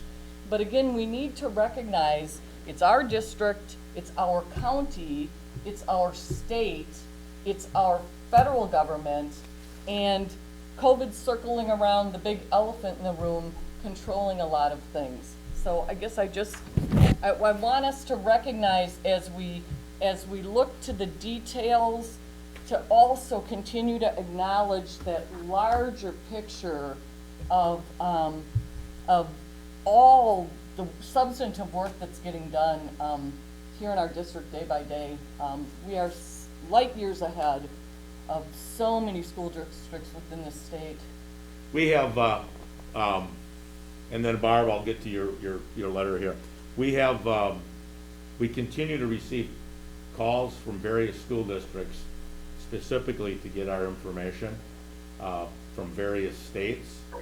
I got a contact from a colleague of mine this morning, and I'll leave out the school district, wanting to get our stuff as they're just starting the process. We've been working on this since March. So I feel for some of these districts that are just getting involved with this. Barb, if I may, you sent a letter to Heidi this afternoon. I have copies for the board that are in the room, and then I believe Heidi emailed to you those that are on screen. Go ahead. Okay, well, I do have that document that I just wrote down my thought because I've been losing sleep over it. What I am proposing, and I know that we have approved that plan, but I think that our staff and our families, I think they need to know sooner than later what it's going to be like. So I am proposing that we go to just online for a period of time. We start online, then everybody can prepare themselves for that. We don't have to worry about the safety of those kids and our staff. I did a little research, and I'm not going to read this whole thing to you because you guys can certainly read. I did a little research, and in Wisconsin, about 2% of the people who get COVID die. And we have about 7,500 kids in our district, so that would mean we could lose 150 of them to COVID. We have 1,000 employees. That means we could lose 20 of them to COVID. And it's just not worth it to me. I have talked to a lot of teachers. They're scared to death. In that letter, I give several examples of messages, parts of messages that I've gotten from teachers about this very topic.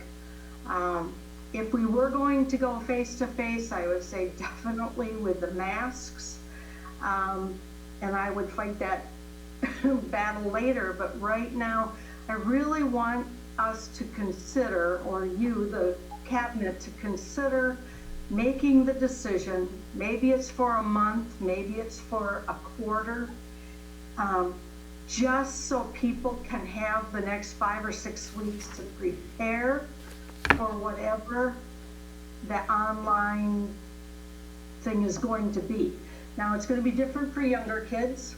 You know, maybe the younger kids are going to have more fun, social emotional kinds of things on Zoom with their teacher. I mean, there's lots of things that we can do, but I think, well, you see in front of you, I've got a lot of ideas on how we can use our staff. We do not want to get anyone sick. We do not want to lay off anybody. We have fabulous staff and we want to keep them. I think every person in this United States, in the world now, has to worry about their kid getting behind. Well, that you really don't need to worry about that because everyone is in the same boat. You know, yes, we want them in the classroom, face to face. You know, we know all of those arguments. But I don't want to lose 20 staff members or 150 kids. And Portage County's been really lucky. We have no deaths. But we're still in Wisconsin, and we don't know where those deaths are coming from. Point of clarification, I think in all fairness to the conversation, Barb, and I don't want to get hung up on statistics. There isn't a person that's listening to this that wants to see anyone die. But when you be careful with your numbers, because at 150 students, you're assuming all 7,500 test positive for COVID. Just point of clarification. Okay, thank you. So I guess I have a question. I would like to respond to that because I fundamentally do disagree that everyone's going to be in the same boat. I believe the reality is that we have a significant portion of our community and of our families and students who are either single parents who have to work full-time, or who are two parents who have to work full-time, and they have to work in jobs that require them to be present Monday through Friday, full-time, or shift work that presents even more unique situations. And there are households that have the capability of supporting not only a stay-at-home situation, but also a broader, more robust educational situation. That has been that way from time immemorial. And it is, COVID for me has made very visible the inequities that exist on many different levels in this community. And I feel very strongly that we need to recognize that as a school district, we have been the backbone of this community forever. And COVID has only made that more evident. We feed kids. We provide full-time childcare free for families for 9 to 10 months of the year. We provide social emotional support for kids in need of that, and we provide education. So it's just, it's an agree to disagree. So for me, I do believe that we as a board made a decision to provide administration with the opportunity to pursue the best learning models, taking into account safety, taking into account flexibility, and taking into account education. And I think it's essential that we as a board allow them to do so.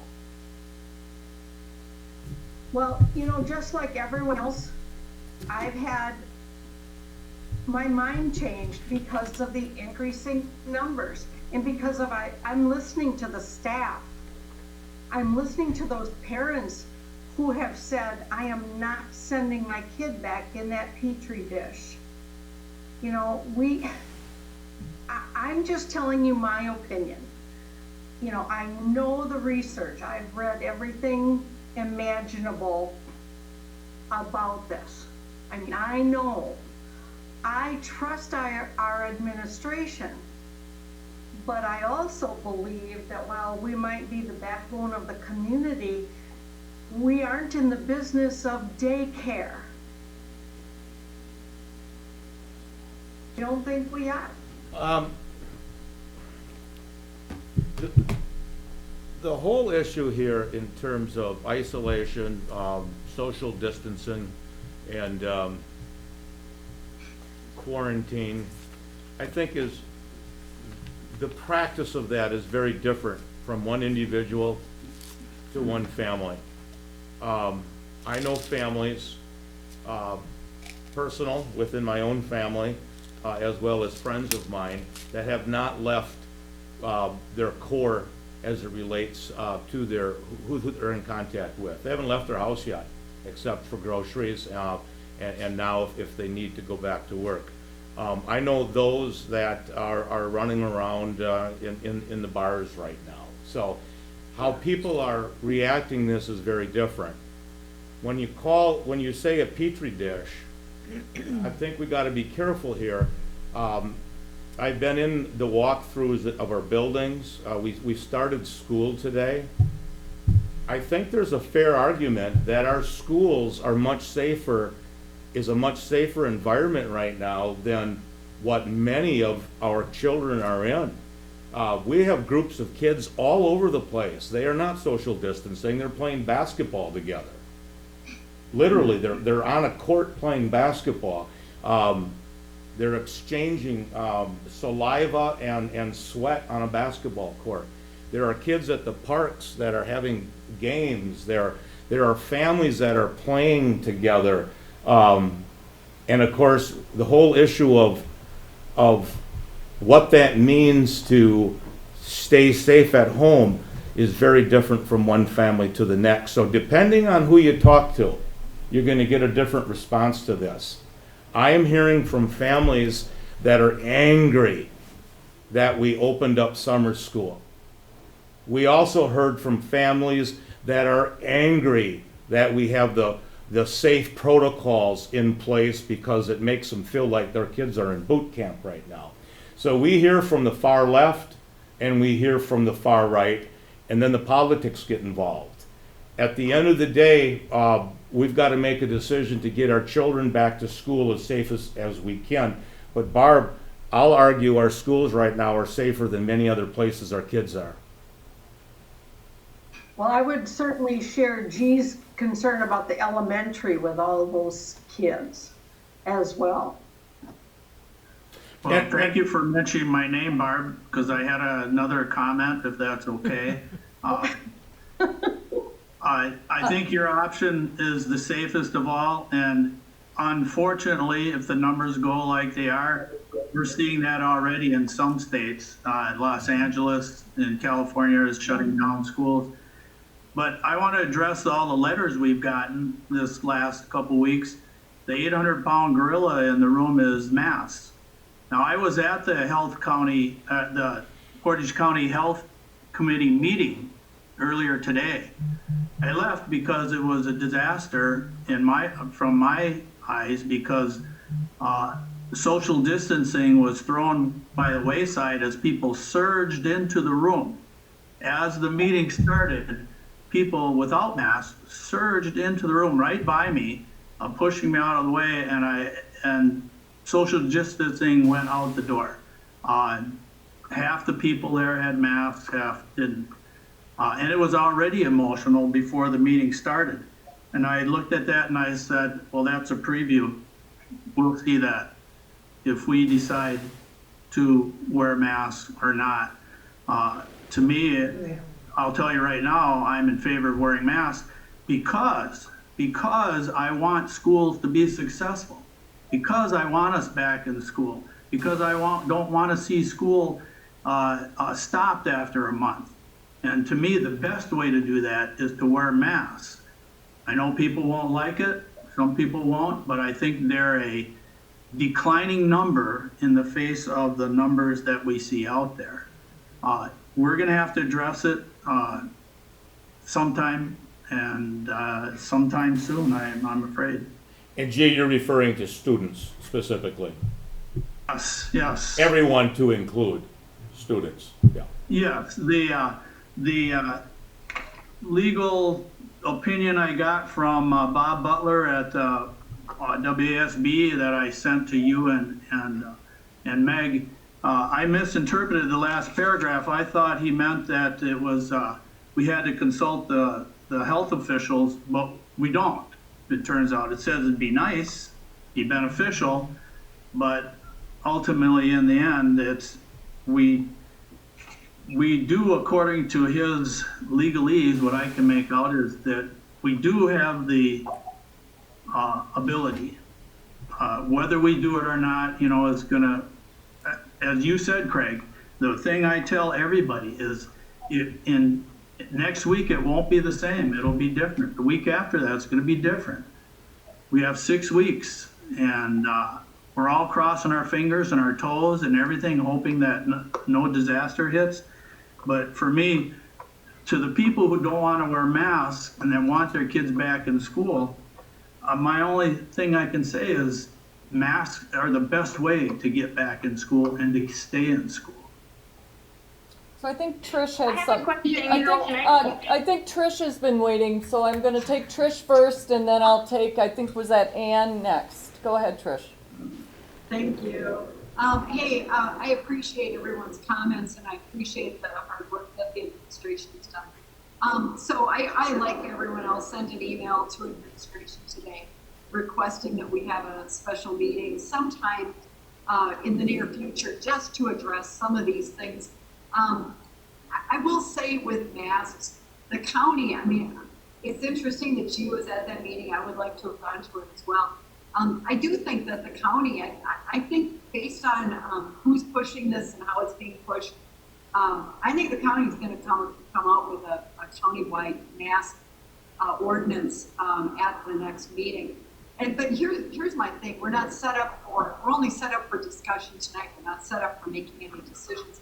But I do think that all of the signs support masks. And I guess the other piece that's really been speaking to me, kind of like Barb, I don't know if it's my neighborhood is filled with teachers, but I've had so many teachers tell me if there's not a mask order, they really are afraid to come back to school. I actually had one teacher tell me, and she's, I think 30 years, 27 years, a long time. She said if there's not a mask order for everybody, she's thinking about doing early retirement because she's afraid.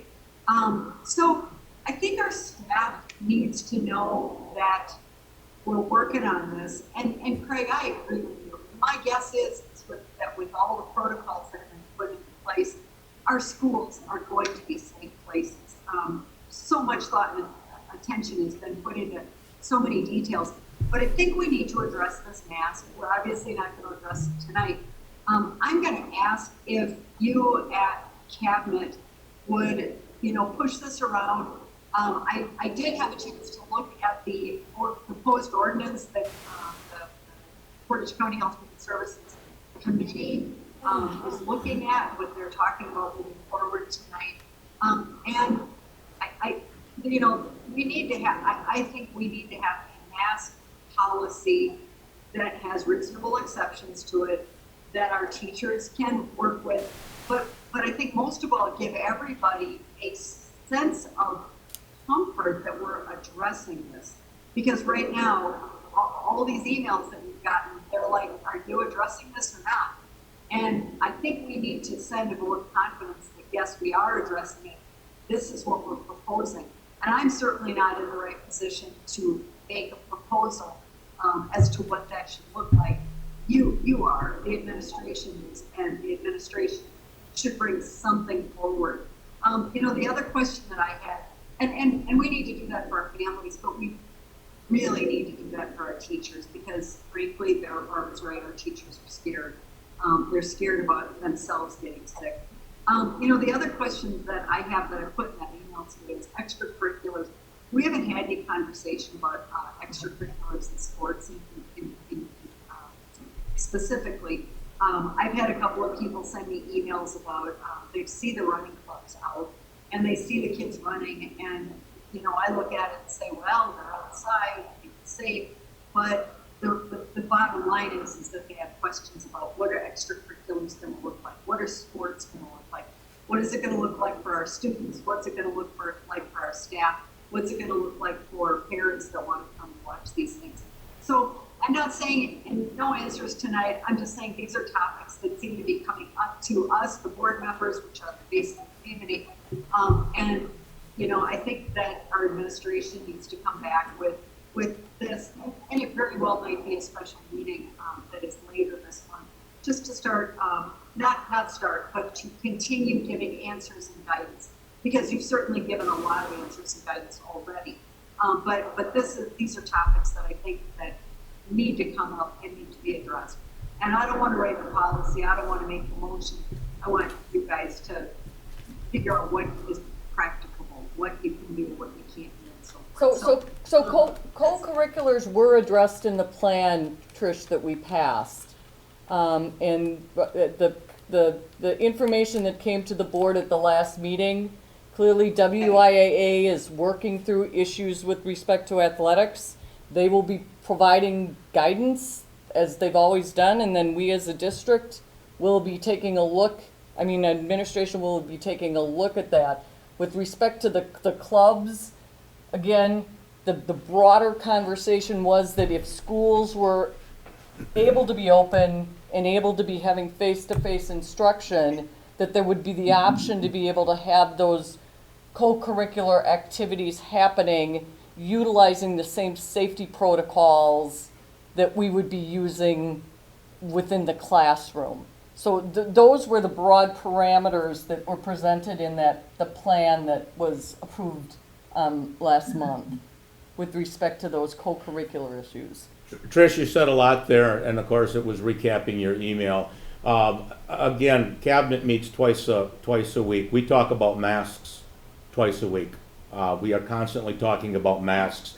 And quite frankly, it's one of those decisions that doesn't have to be made right now. And oftentimes, time will allow the decision to be made by itself. I understand that we owe it to you as a board, and we owe it to our staff, our students, and our community for them to know what decisions are as it relates to masks. Since day one, that has been the most controversial issue of all, and it still continues to be. We will have clear guidance and direction as it relates to masks in an appropriate time frame, if I may. The issue of sports, yeah, we addressed it to the extent that we can. As a community, as a school district, we have to decide what we're going to do. In Stephen's point, we have a meeting tomorrow with the DPI and the WIAA on this issue. That's how far behind this stuff is.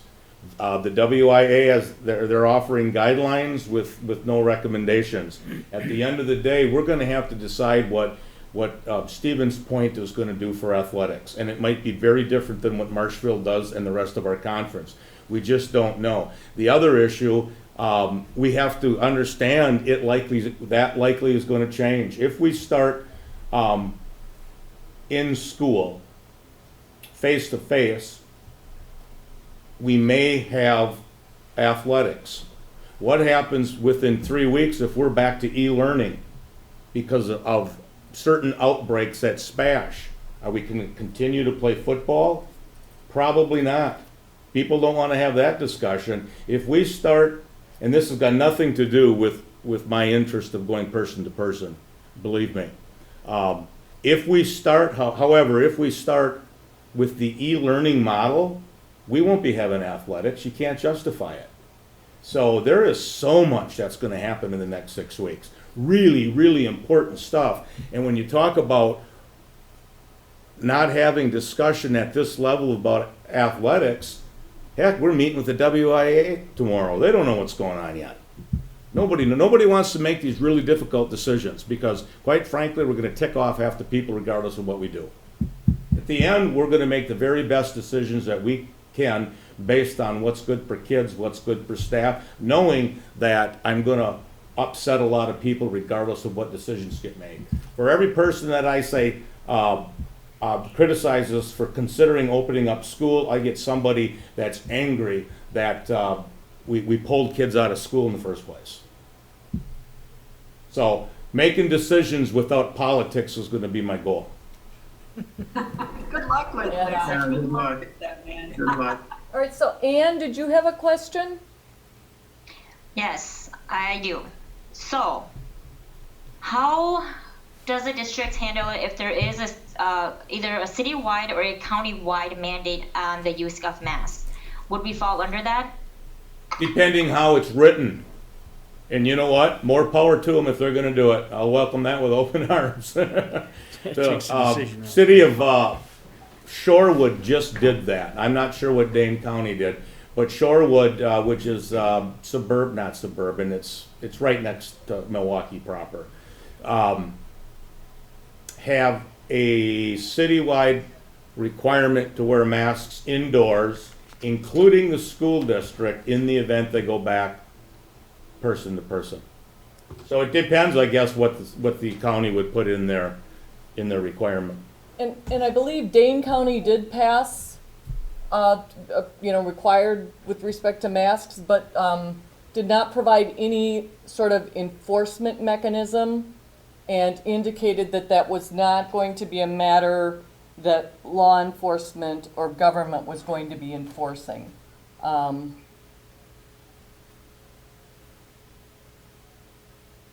Did you have another question, Ann? No. Does anybody else have any other questions with respect to school reopening?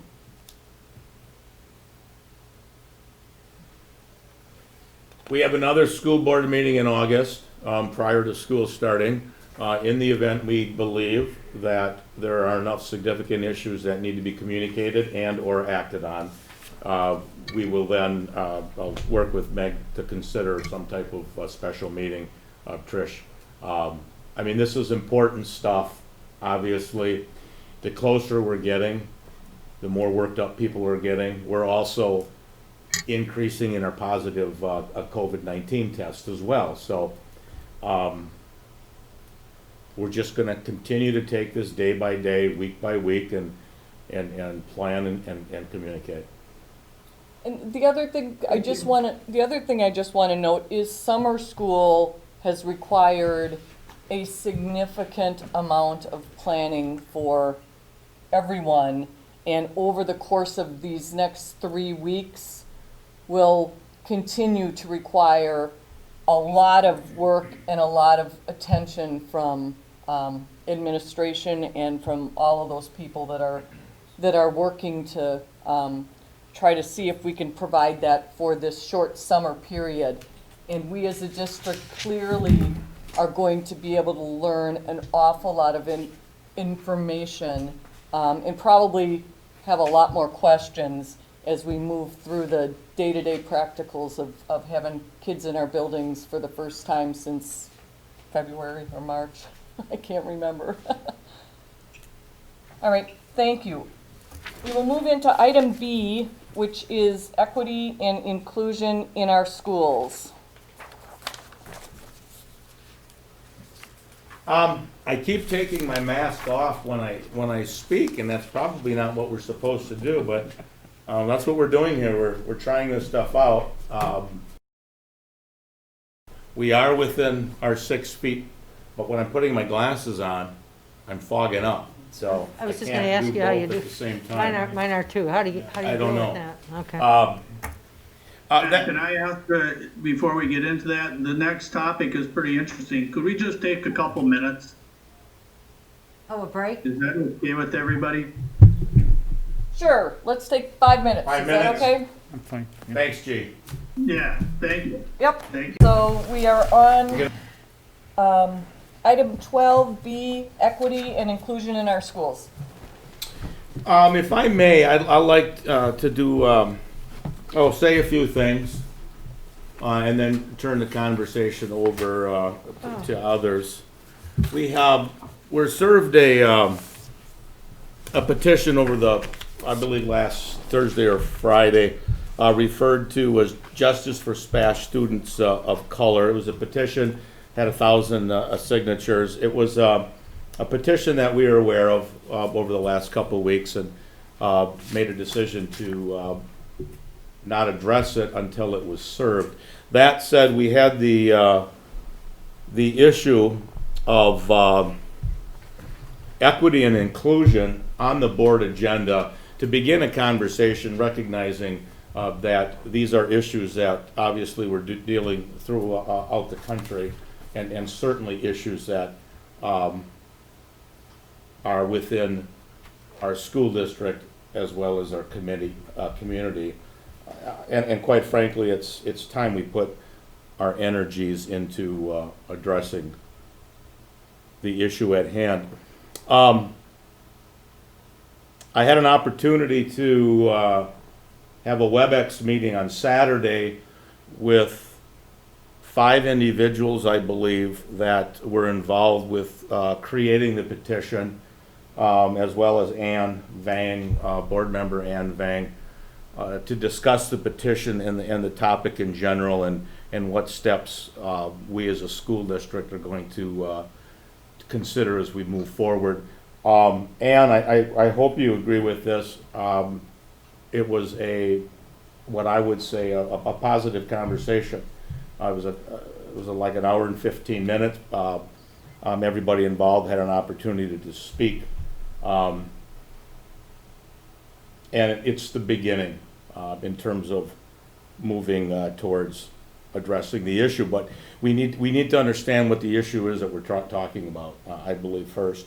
When we talk about equity and inclusion, marginalized populations in general go much farther than the issue of race. We've got to also include other issues as it relates to gender and gender identification, poverty, special needs, LGBTQ issues. There are a number of issues when we talk about marginalized populations, and as we move forward, we really need to have an understanding of how we do so with a level of, quite frankly, expertise. We in our school district have a culturally responsive committee, really is limited, however, to equity audits as it relates to our current curriculum. But that has been in place for the past, probably 4, maybe 5 years, probably with a limited focus. Over the course of the last couple months, and I don't want to be viewed as reactionary to what's been happening around the country, but quite frankly, it's probably reactionary. These are issues that we've been talking about in our school district since I've been here, obviously not to the extent that we need to. But most recently, we've had conversations with representatives from UWSP, Todd Kukan from the Portage County Business Council has started dialogue, and it actually was an extension of the Tuesday morning meetings that I host through the school district with various community leaders. The conversation was an extension from that particular venue. Todd has included a handful of people to start the conversation at a business community level. I also know that the Portage County supervisors have also created some type of committee to address the issue of equity and inclusion.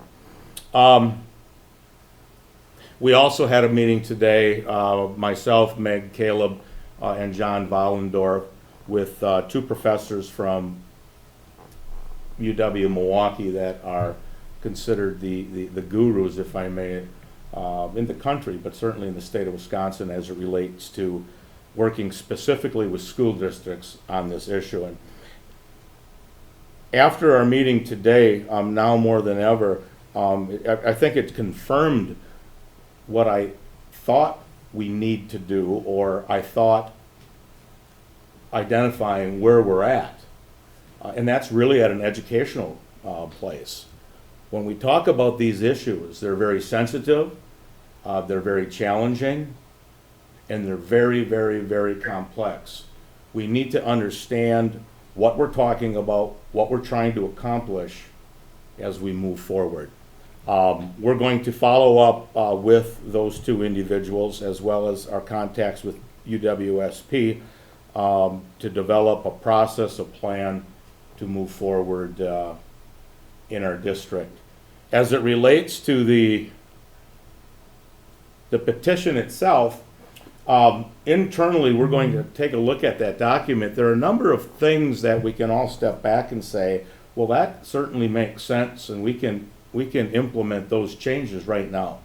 There's also a number of issues on that petition that are very, very complex, that are going to take a considerable amount of energy from a community to make those particular changes. We're talking about a change of a culture, and that doesn't happen overnight. These are decades of conversations, and I think there's a fair argument we're right back to 1960s right now in terms of how divided we are on many issues in the country, but certainly this issue as well. But we're talking about institutional change. And with that, I'll be the first person to say I need some professional guidance, and I'm looking and learning in terms of what that looks like. That said, I will turn it over to you as a board.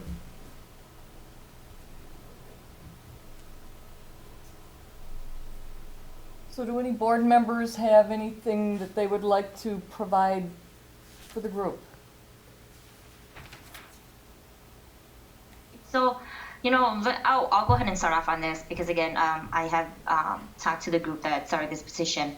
One thing I do, just by tonight's meeting so far, there is a lot that we need to learn. And not just as as folks who are working in the districts, but as people ourselves in the community. It was earlier, Meg, I believe you had read an email from Alexander Eaton. I believe Alexander goes by Reggie. So we should be calling folks what they want to be called by and not what we see. So if they're addressing themselves as a certain name, that's what we have to go by.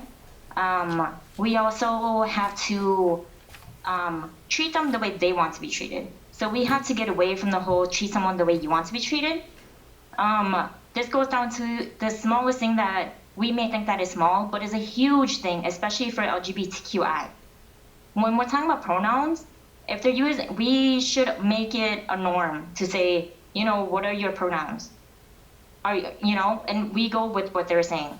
And if we are addressing them incorrectly, we don't have to make a big deal about it. Apologize and move on. And just from the conversation tonight, there's a lot of things that we can learn, and I hope that this is a conversation that we're not going to end on real soon, because I know it's getting late, but this is a subject that we do need to talk about. Is per one of our conversations that I've had with someone in the community, it was brought up that, hey, Students One School District has been, you know, they've been asked about, hey, what are you gonna do about this? And like, well, we're talking about it, but we want to make sure we're doing it right. My thing is, if you want to make sure you're doing it right without being wrong, when are you going to start? Because we know things are not always perfect. We are going to learn along the way, and that's what we need to do. We need to start this immediately so that we can say, oh, this is not working out. This is not what the students want. And we really have to let the experts come in. And when I'm saying expert, I'm not just talking about, you know, someone from someone who's Black or Indigenous or a person of color. I'm talking about we need to get students on board, young folks. If you look at the petition, it has over 1,000 signatures, and a lot of them aren't even in the area. A lot of them aren't students, but they are alumni of our district. And our mission is to prepare each student for success. I want to make sure we are preparing each and every student for success. So going based off of that mission, how do we get there? How do we make sure everyone is going to be a success coming out of our Stevens Point School District?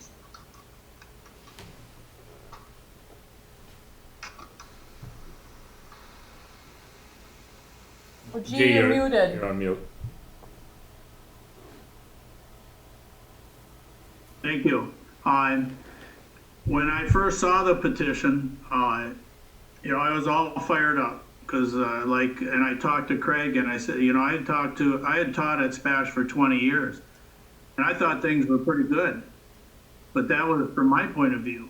Obviously, they weren't, and in talking to teachers now, they hear things in the hallways and stuff like that that they're not quite supposed to hear.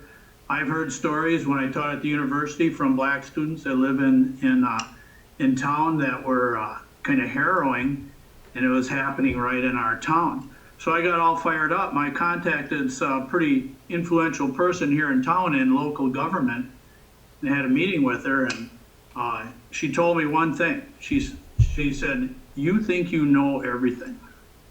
She doesn't mince words. She said, "You know nothing. You got to start from there," because she went through the same journey. And I think we're kind of in that place. Like, I thought I knew it. I thought I knew lots of things about this. I know nothing about it. And she said, the thing you have to do is listen. And I think Craig has started that already by contacting some, what we would deem experts in this area so that we can begin listening. And also, as Ann said, we need to listen to students of color or marginalized students in our district. And I mean, we have to give them a voice. I thought I knew everything, and as this lady told me, I know nothing. So she said, start listening, and that's what we got to do.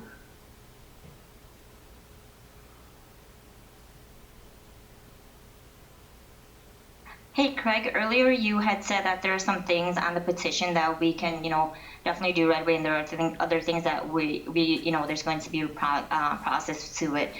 Do you all mind just pulling up that petition and what they had written? And would you just be able to go over the things that you think that we would be able to take a look at and look at possibly doing a change right away for those?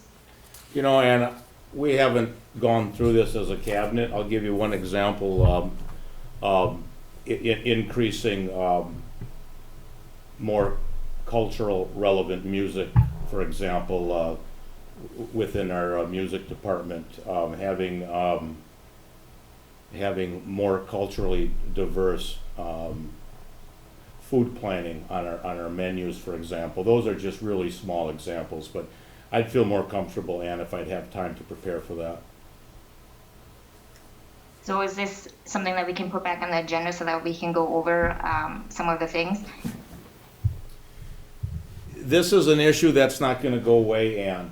I had talked on Saturday about a task force, and of course that's what I know is in public education. When you've got an issue, you put together a committee, a task force, or whatnot to study and come up with recommendations. This is not an issue in terms of creating a program that's going to address these specific issues of marginalizing populations, specifically if we want to talk about racism. I'm not sure putting forward a task force right now and makes sense, and I know I talked about that Saturday. And that was after our discussion with the two professors from UW-Milwaukee. We have to understand as a community, and the first place of our community are our own staff members, our leadership members, and then the rest of our staff. Because I think there's, as G had said, there's a lot to learn here. And if we don't know exactly what we're trying to do as we move forward, we're not going to be successful. And if we don't have a group of people that have a core understanding of the issues at hand and how to move through that, I think we're setting ourselves up for failure, and I don't want to set ourselves up for failure. Now that said, there are a number of people that rightfully so are demanding, if I may, change right now. So we do need to address that right now. But what addressing it right now means, to be honest with you, I'm not quite sure. I need to learn much more to facilitate movement on this topic. And I'm not embarrassed to say that. I am not the expert in the room. I'm white, I'm older, I'm male, and I'm Christian. I am classified as the white privilege. So I've got a lot to learn, Ann, and I'm willing to learn, and I'm willing to do what I need to do as superintendent to facilitate change. But this change doesn't start at SPASH.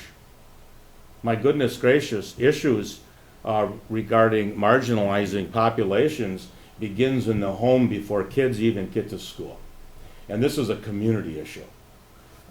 We can do an awful lot as it relates to development and education of our staff, but this goes beyond the school district, and this goes into the community. Okay, so let me say something. When do we start?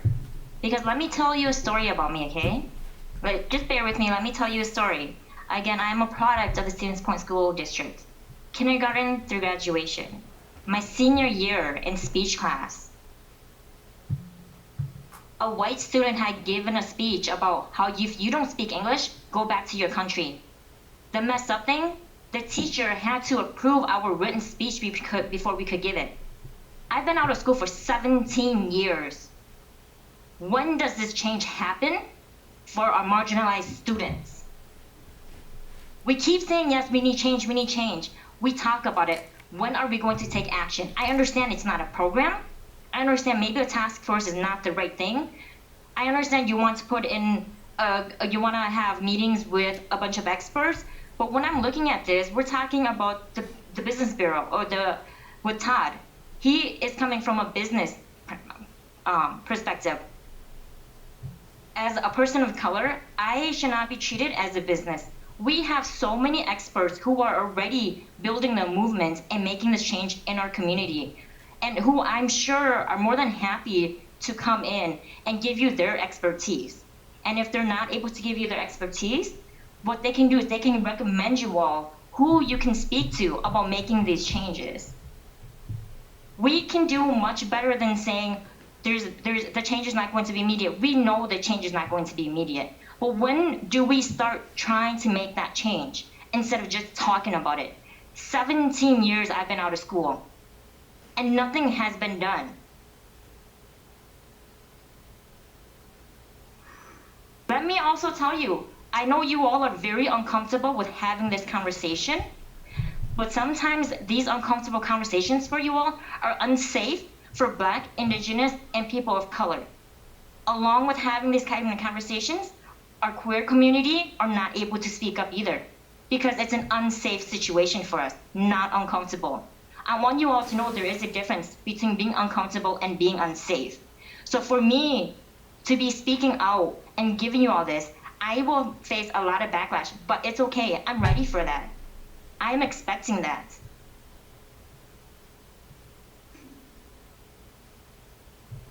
So, Could I first say of all, I want to apologize to Reggie Eaton. I read what was at the top of the email, and I did not read the name that was in the signature, and for that, I apologize.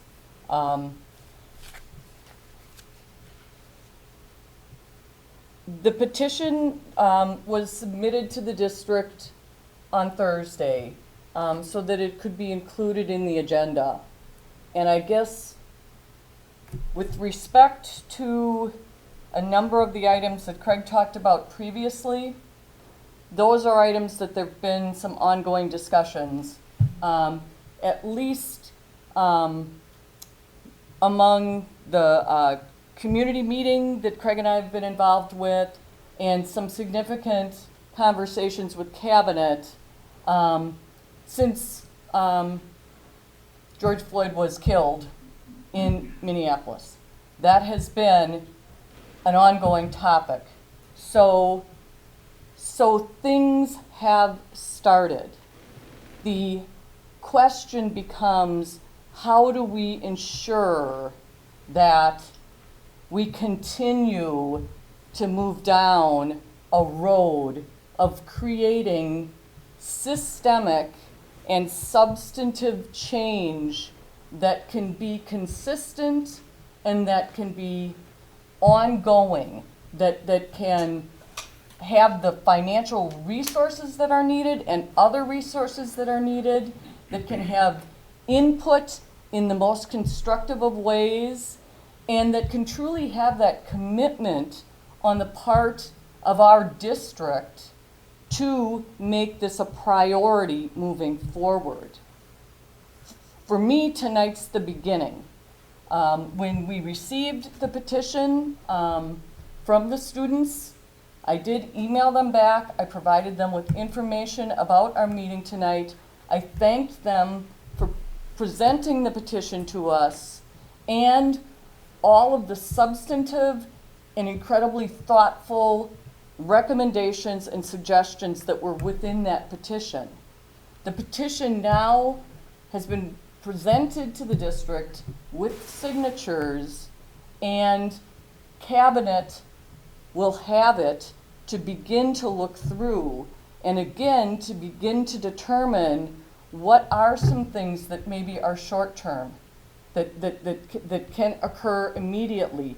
What are some things that are going to require more thought, more buy-in, more information, more questions, more support, more voices, and then what are those recommendations within the petition that require really systemic change, which does not happen overnight. And the petition is one part. I mean, there is, I believe, a recognition within this community that we need to do better, that we have not been providing the focus to these issues for a very, very long time. And so the commitment starts here. The commitment starts with the board putting it on our agenda. The commitment starts with the petition being presented, and then all of the conversations and the reaching out for all the resources that are going to best help us. Because we don't have the expertise in this district.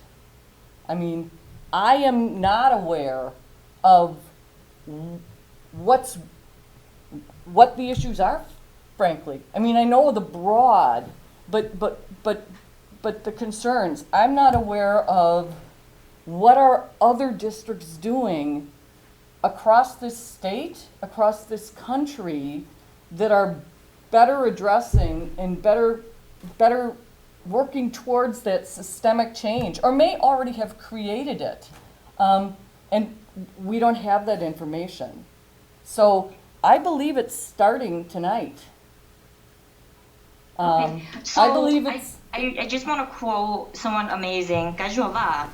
What she said was, we didn't do better because we didn't know better. So I am holding everyone accountable that we are going to start learning so that we can do better. With what you are saying, what we can certainly do is, you're talking about buy-in again, we're talking about business. What if we take a look at the petition, and the petition starts off really, the petition, these young folks, again, we have, Reggie was also one who started this petition. Reggie is a current student in our district. And then the other folks are students who are alumni, and they're just recent grads. So they're not alumni as far out as I am. They graduated all last year. What if we take a look at the petition and say, hey, look at these recommendations that they have. Why don't we go from there? Again, going back on experts, what if I can find, or what if we have community members come up to us and say, hey, I'm willing to help you all out here. I have been doing this for years and years. Let me take a look at that plan with you. Instead of us trying to find someone, why don't we open the doors and see who in our community locally is going to be able to help us. It's great that we have other folks from UW-Milwaukee, but just understand that UW-Milwaukee is going to be a lot larger, and so their analysis on things may be different than ours, because we are predominantly white community where we don't know a lot of stuff. More Milwaukee, they're going to have a lot more resources and a lot more knowledge than we do. So my suggestion is to really keep it local and take a look at what kind of work that they've been doing. I really, it's great that the cabinet is going to look at this, but how many cabinet members are from a marginalized community? Just looking at our staff within our school district, how many look like me? How many look like Reggie? We know that there's not many that look like us, and I know that we talked about it before, that it's a struggle to find someone that looks like us to come to our community and teach in our district. But how do we make it so that it's something that they want to do? What can we have to offer them? And maybe it's not the pay, but they want to work for a district who truly cares about all their students, who has this diversity, who has this inclusion, who is continuously working on their action plan that they have stated. And I agree 100% that we need to start right now. We need to make sure that we're listening. We need to make sure that we're learning, and we're bringing the right people to the table to have those conversations. We need to create safe learning environments. We need to create safe spaces for people to be open and honest and just strive to be better. So you are absolutely right. Craig has started those community conversations, but we also need to start bringing people to the table who can make change on a day-to-day basis. We know that we can do better.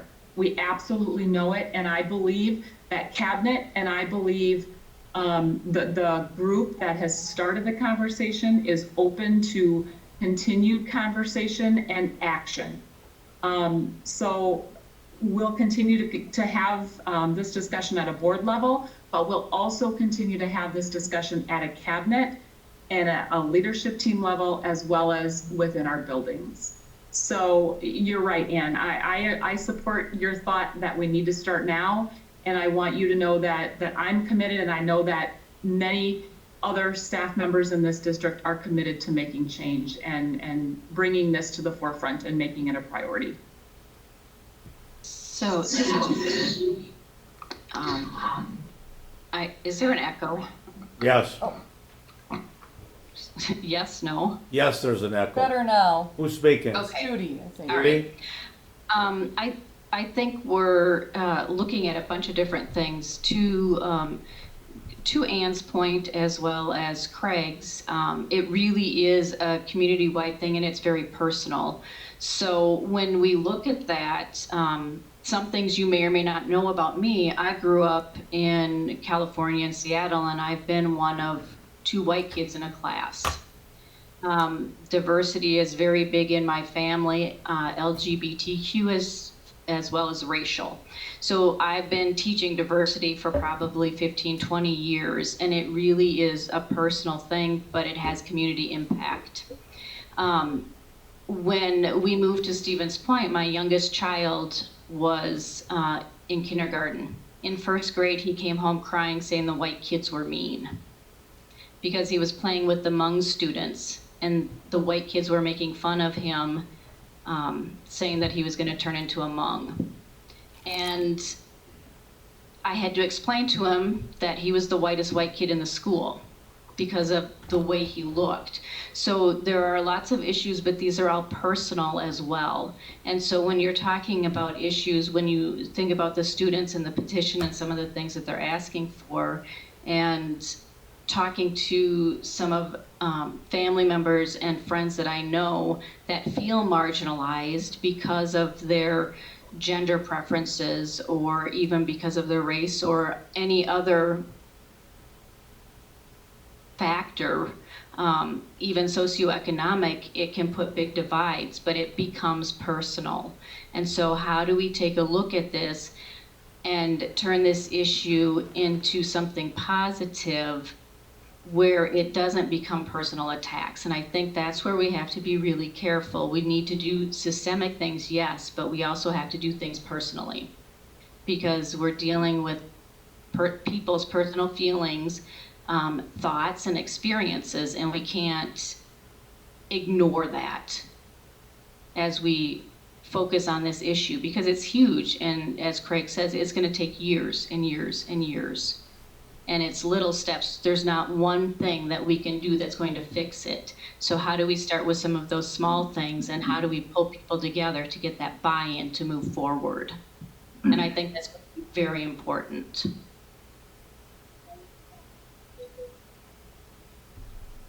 Can I make a quick comment? Sure.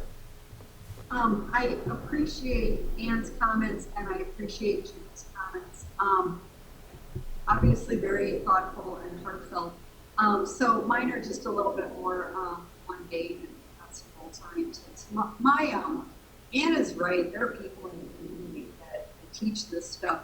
My Rotary Club last Friday morning had a presentation from Dr. Lindsay Burton, who's head of the Center for Inclusivity. I'm going to say it wrong. I think that's the title of the organization at UWSP. She gave us about a 35-minute presentation, and I got to tell you, it was fabulous. It was very eye-opening, and we need these things. We, as a, this starts at the top. It starts with the board, and it goes down from there. And we need to be including these things in professional development for our teachers. We just need to include it from the top down. And so I appreciate that people are looking at this and figure it out. But I'm just going to ask if right now we're not the only district in the state that's dealing with this. Can we get a commitment from people that will do a board meeting, an educational meeting? We've done it to in the past. I personally. Trish, you're really breaking up. I'm not sure if it's your sorry. headphones or or. microphone like that. Okay. That help? Yeah. Yeah, sorry. That's a little bit better. Yeah, in the past, this board has done some educational projects for board education, and I have found it to be really helpful. I'm going to ask if maybe Jeff and Meg can contact WASB and see if there's a presentation that we as the board can go through one evening that's maybe 2 hours long that gets this conversation started at the board level. I just think, I'm sure WASB has something, they have some suggestions. If nothing else, I'm sure Dr. Bernhagen can be a good local resource. But yeah, it's time that we start doing this, but we got to start this tonight. We got to say, yep, a month from now, our board is going to have an educational meeting where we're going to have somebody come and talk to us about opening our eyes to the problems that we as white folks don't see. And we got to start this. And so I'm asking tonight to do an educational meeting and sort of start this off at the board level now. All right, Judy, I just want to respond to your story. I appreciate you being vulnerable and sharing that story with me. Coming, when I'm listening to that, and that those are things that occur to all our students with bullying, and they come in different forms. But what really struck out to me, what you said, was that your son in kindergarten came home. And you cut out. Can you hear me now? Oh, Yes. Okay, so I'm not sure how much y'all heard, but so going back to Judy's story again, I appreciate your being vulnerable and sharing your story here. Had said to him that he was going to become Hmong, and your reply to him was, "You can't because you're the whitest of white." Those are small things that you all may not think about, but if my child heard that, they would think, I'm not better, I'm not even as good as someone else, because you can't be that because you're white, you're whitest of the white. And I'm not saying you're intentionally doing harm, but those are things that we do without knowing, and we cause harm without knowing that we're causing harm.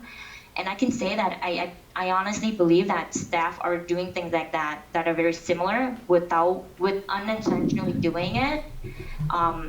And this is why I'm saying this is something important that we cannot wait any longer. We need to take the next step to do this. And I agree. And, part of that wasn't to share that, and I don't want to get into this, but it's the same conversation that I know that we've had with my nieces who are biracial. And my kids, when growing up, they wanted to have the brown skin like their cousins. And so it's conversations where you start explaining differences and can have those conversations and be able to talk about the differences and why people are different, how are they similar, how do we celebrate differences, and be able to have those conversations without getting people mad and upset. And I think that's one thing that we don't really get to do often. And so I'm hoping that, Trish, to your point, if we do start these conversations, we can actually have these conversations and an open, honest conversation without offense and be able to move forward. And I know I say things and do things that aren't always completely correct, and I appreciate that. And I think we need to be able to have these conversations. So I appreciate that, and I'm looking forward to moving forward with these.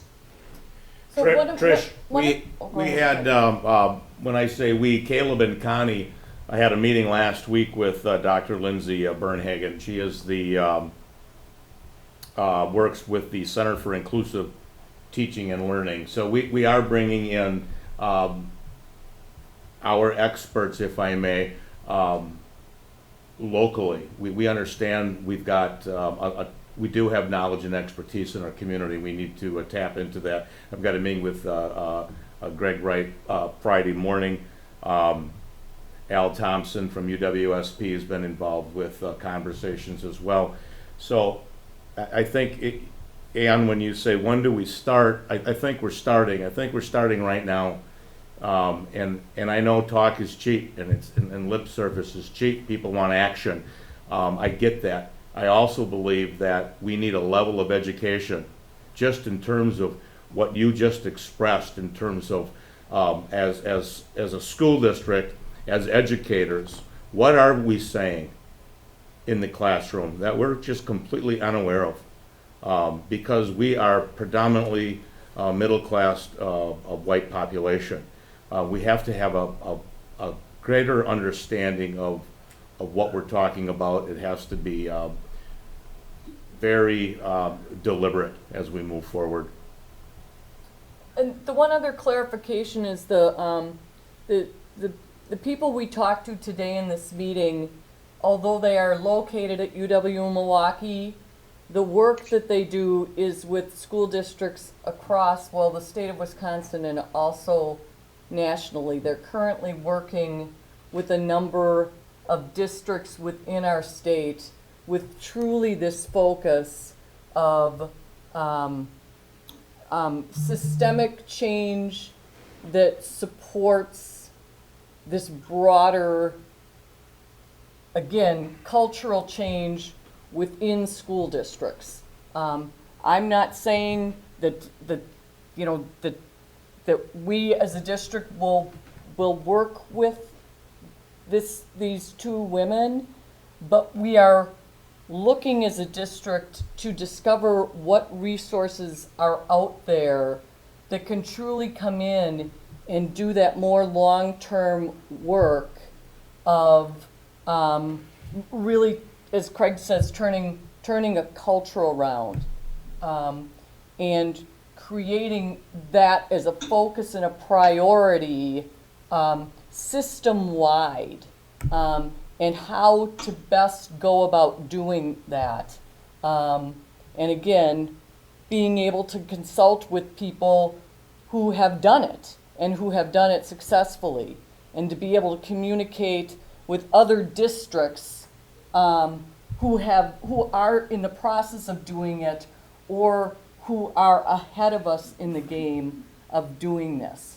And that work is starting as well.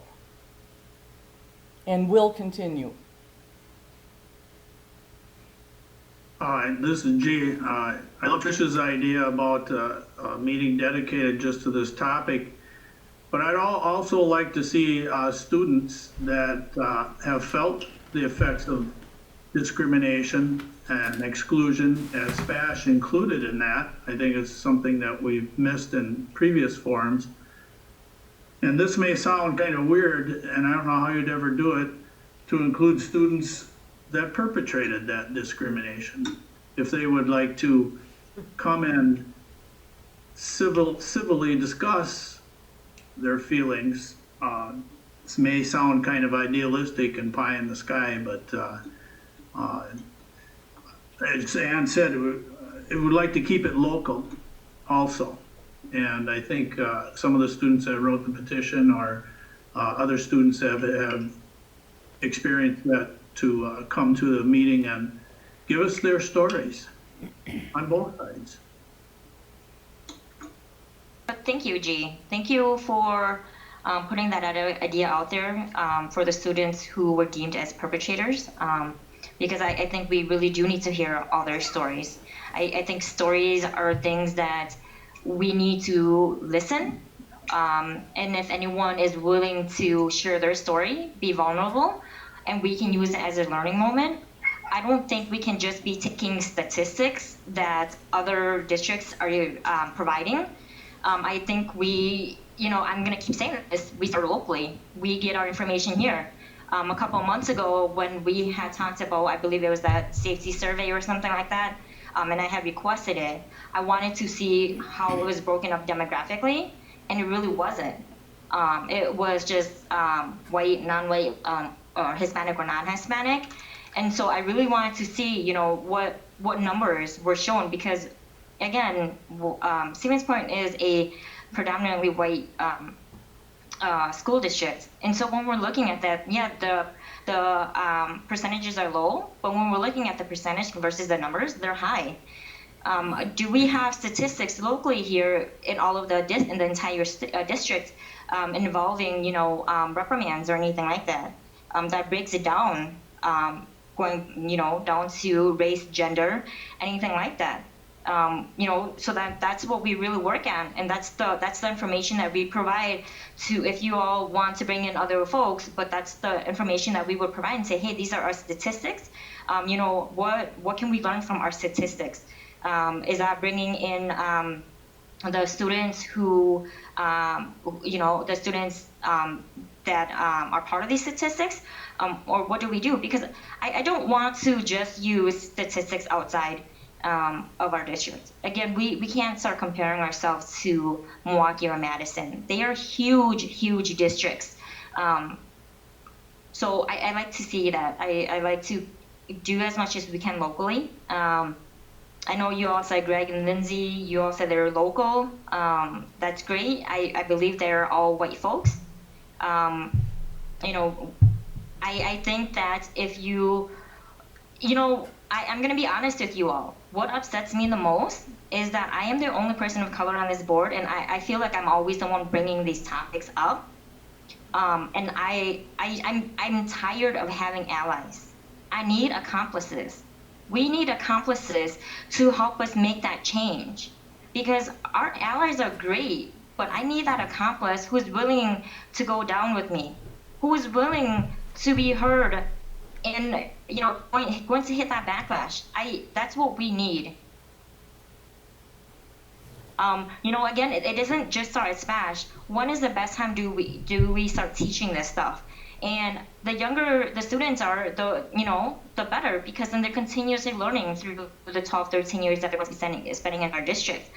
Of course, as students are younger, we're not going to have these really hard conversations with them, but we're going to meet them at their level. One conversation we had on Saturday was cultural appropriation. How do we do that? And I know that teachers are not intentionally doing it, but how do we talk? What do we say about cultural appropriation? Cultural appropriation is when we're dressing up as a culture other than our own. And I find this a lot in the elementary schools because of the wax museums with the presidents. Now, if a white student wanted to be Barack Obama, are we going to allow them to do blackface? That's offensive. Another story I have is my daughter was in 2nd or 3rd grade, and they had to do a little bit of research on someone and then dress up the part, and they had like a museum type, and I sat down with her. She was probably 7, 8, no older than 8, and I sat down with her and I had a conversation what cultural appropriation is. It's a beautiful culture, but it's not us. It's not ours. It's not our right to wear their traditional clothing and to go showcase that. We can certainly bring in photos to show what that looks like, but we should not be.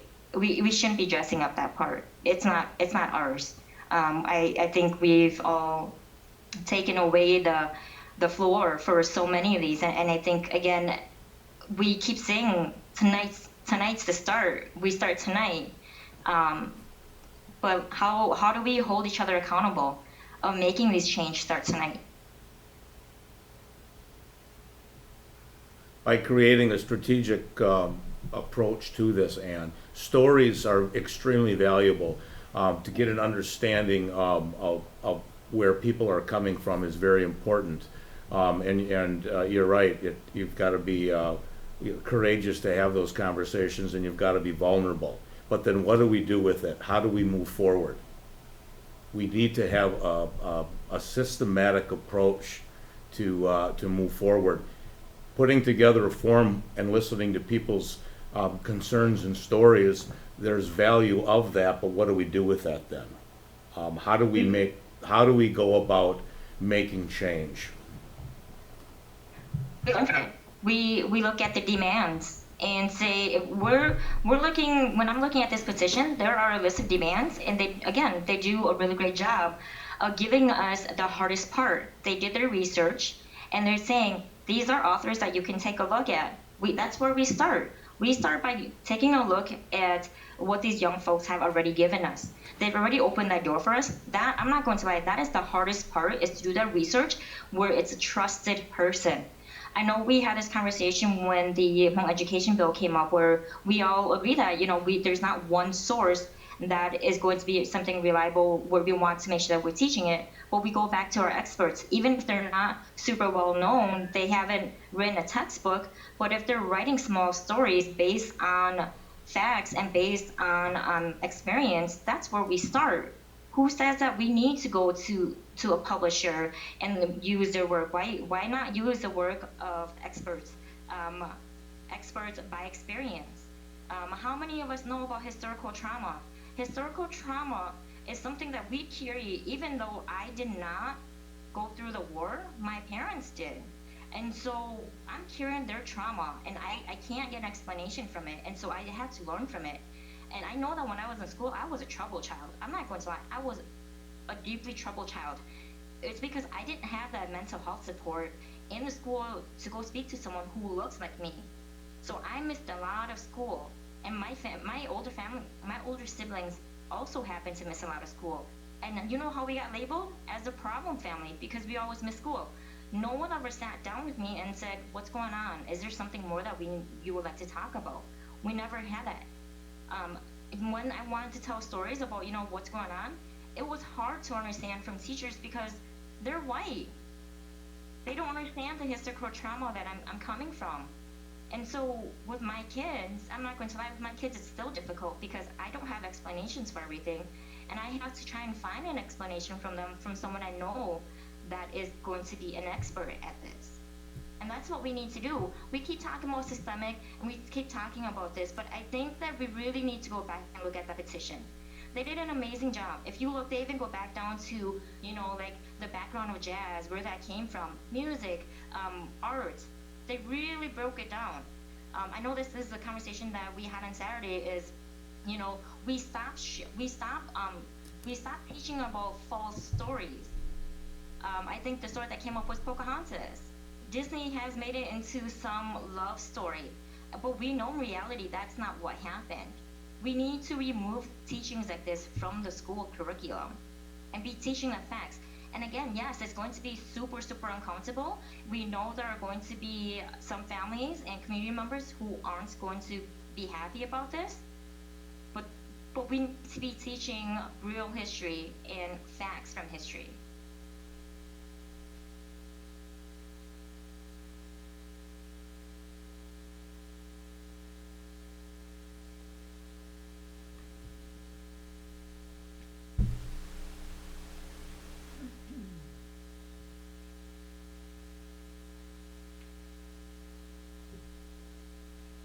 So are there any other board members who would like to make comments this evening with respect to this?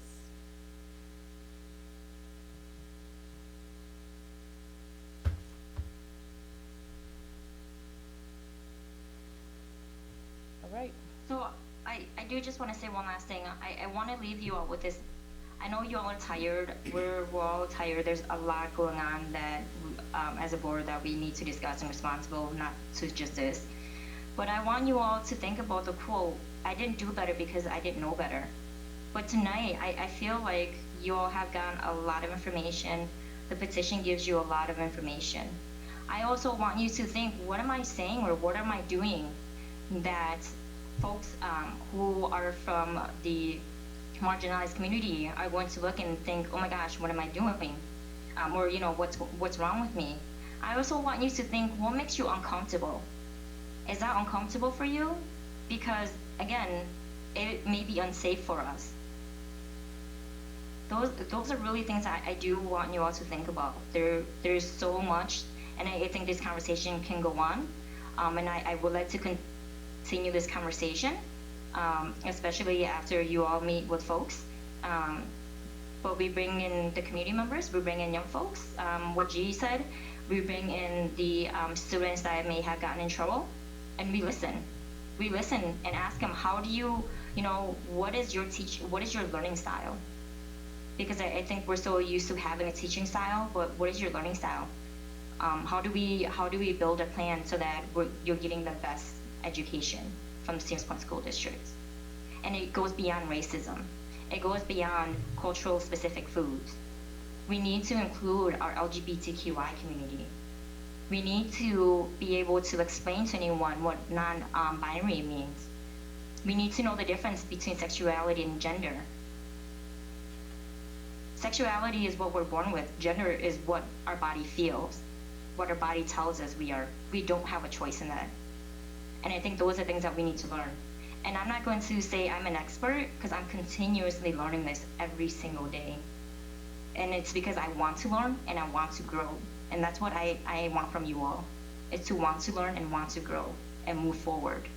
17 years for me has been a long time, and I do not want to wait another 17 years.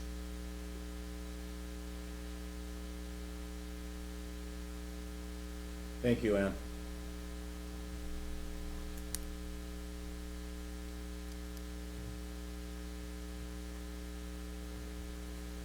Thank you, everyone, and for bringing forward all these ideas. It's been a lot of information.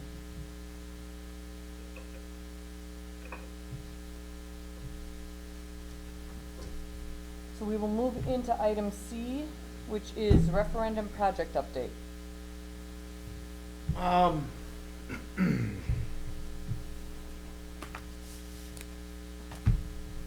Kind of hard to shift gear after a heavy conversation.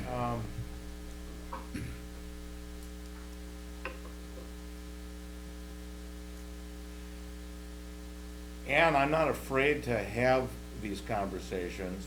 I'm very comfortable having conversations. I just want to figure out my role in terms of facilitating moving forward, I guess is the best way I can put that. Stepping into referendum projects, as Tom said, we've got Jefferson and now Madison bids. And I think G had asked whether or not those will be done by the beginning of the school year. Actually, those might not even start until next spring, actually.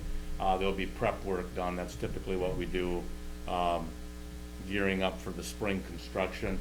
We're completing our projects in our other buildings. We're on track. Overall, we're at or just below budget. You know, obviously with the COVID-19 issue, we've been able to move through our timeline a little bit quicker. But we are on time. We are at budget, and there's my goodness gracious, 1, 2, next year's our 3rd summer. It's crazy, all the work and energy that's gone into the referendum, and the work is getting close to completion. That's all I have, unless you have any questions. Any questions of Craig? Okay, with that, at this point, with respect to upcoming meeting dates, we are scheduled for a regular school board meeting on August 10th. Again, we will monitor things over the course of the next couple weeks to see if it's necessary, especially with respect to the school reopening, to have a special board meeting. And we'll let you know of that in a timely way. So with that, I am looking for a motion to adjourn. Jeff moved to. I moved to adjourn. Okay, G moved to adjourn. Do I have a second? Second, Judy. Judy, second. All those in favor with aye? Aye. Aye. Any opposed? We're adjourned. Good night, everyone. Hey.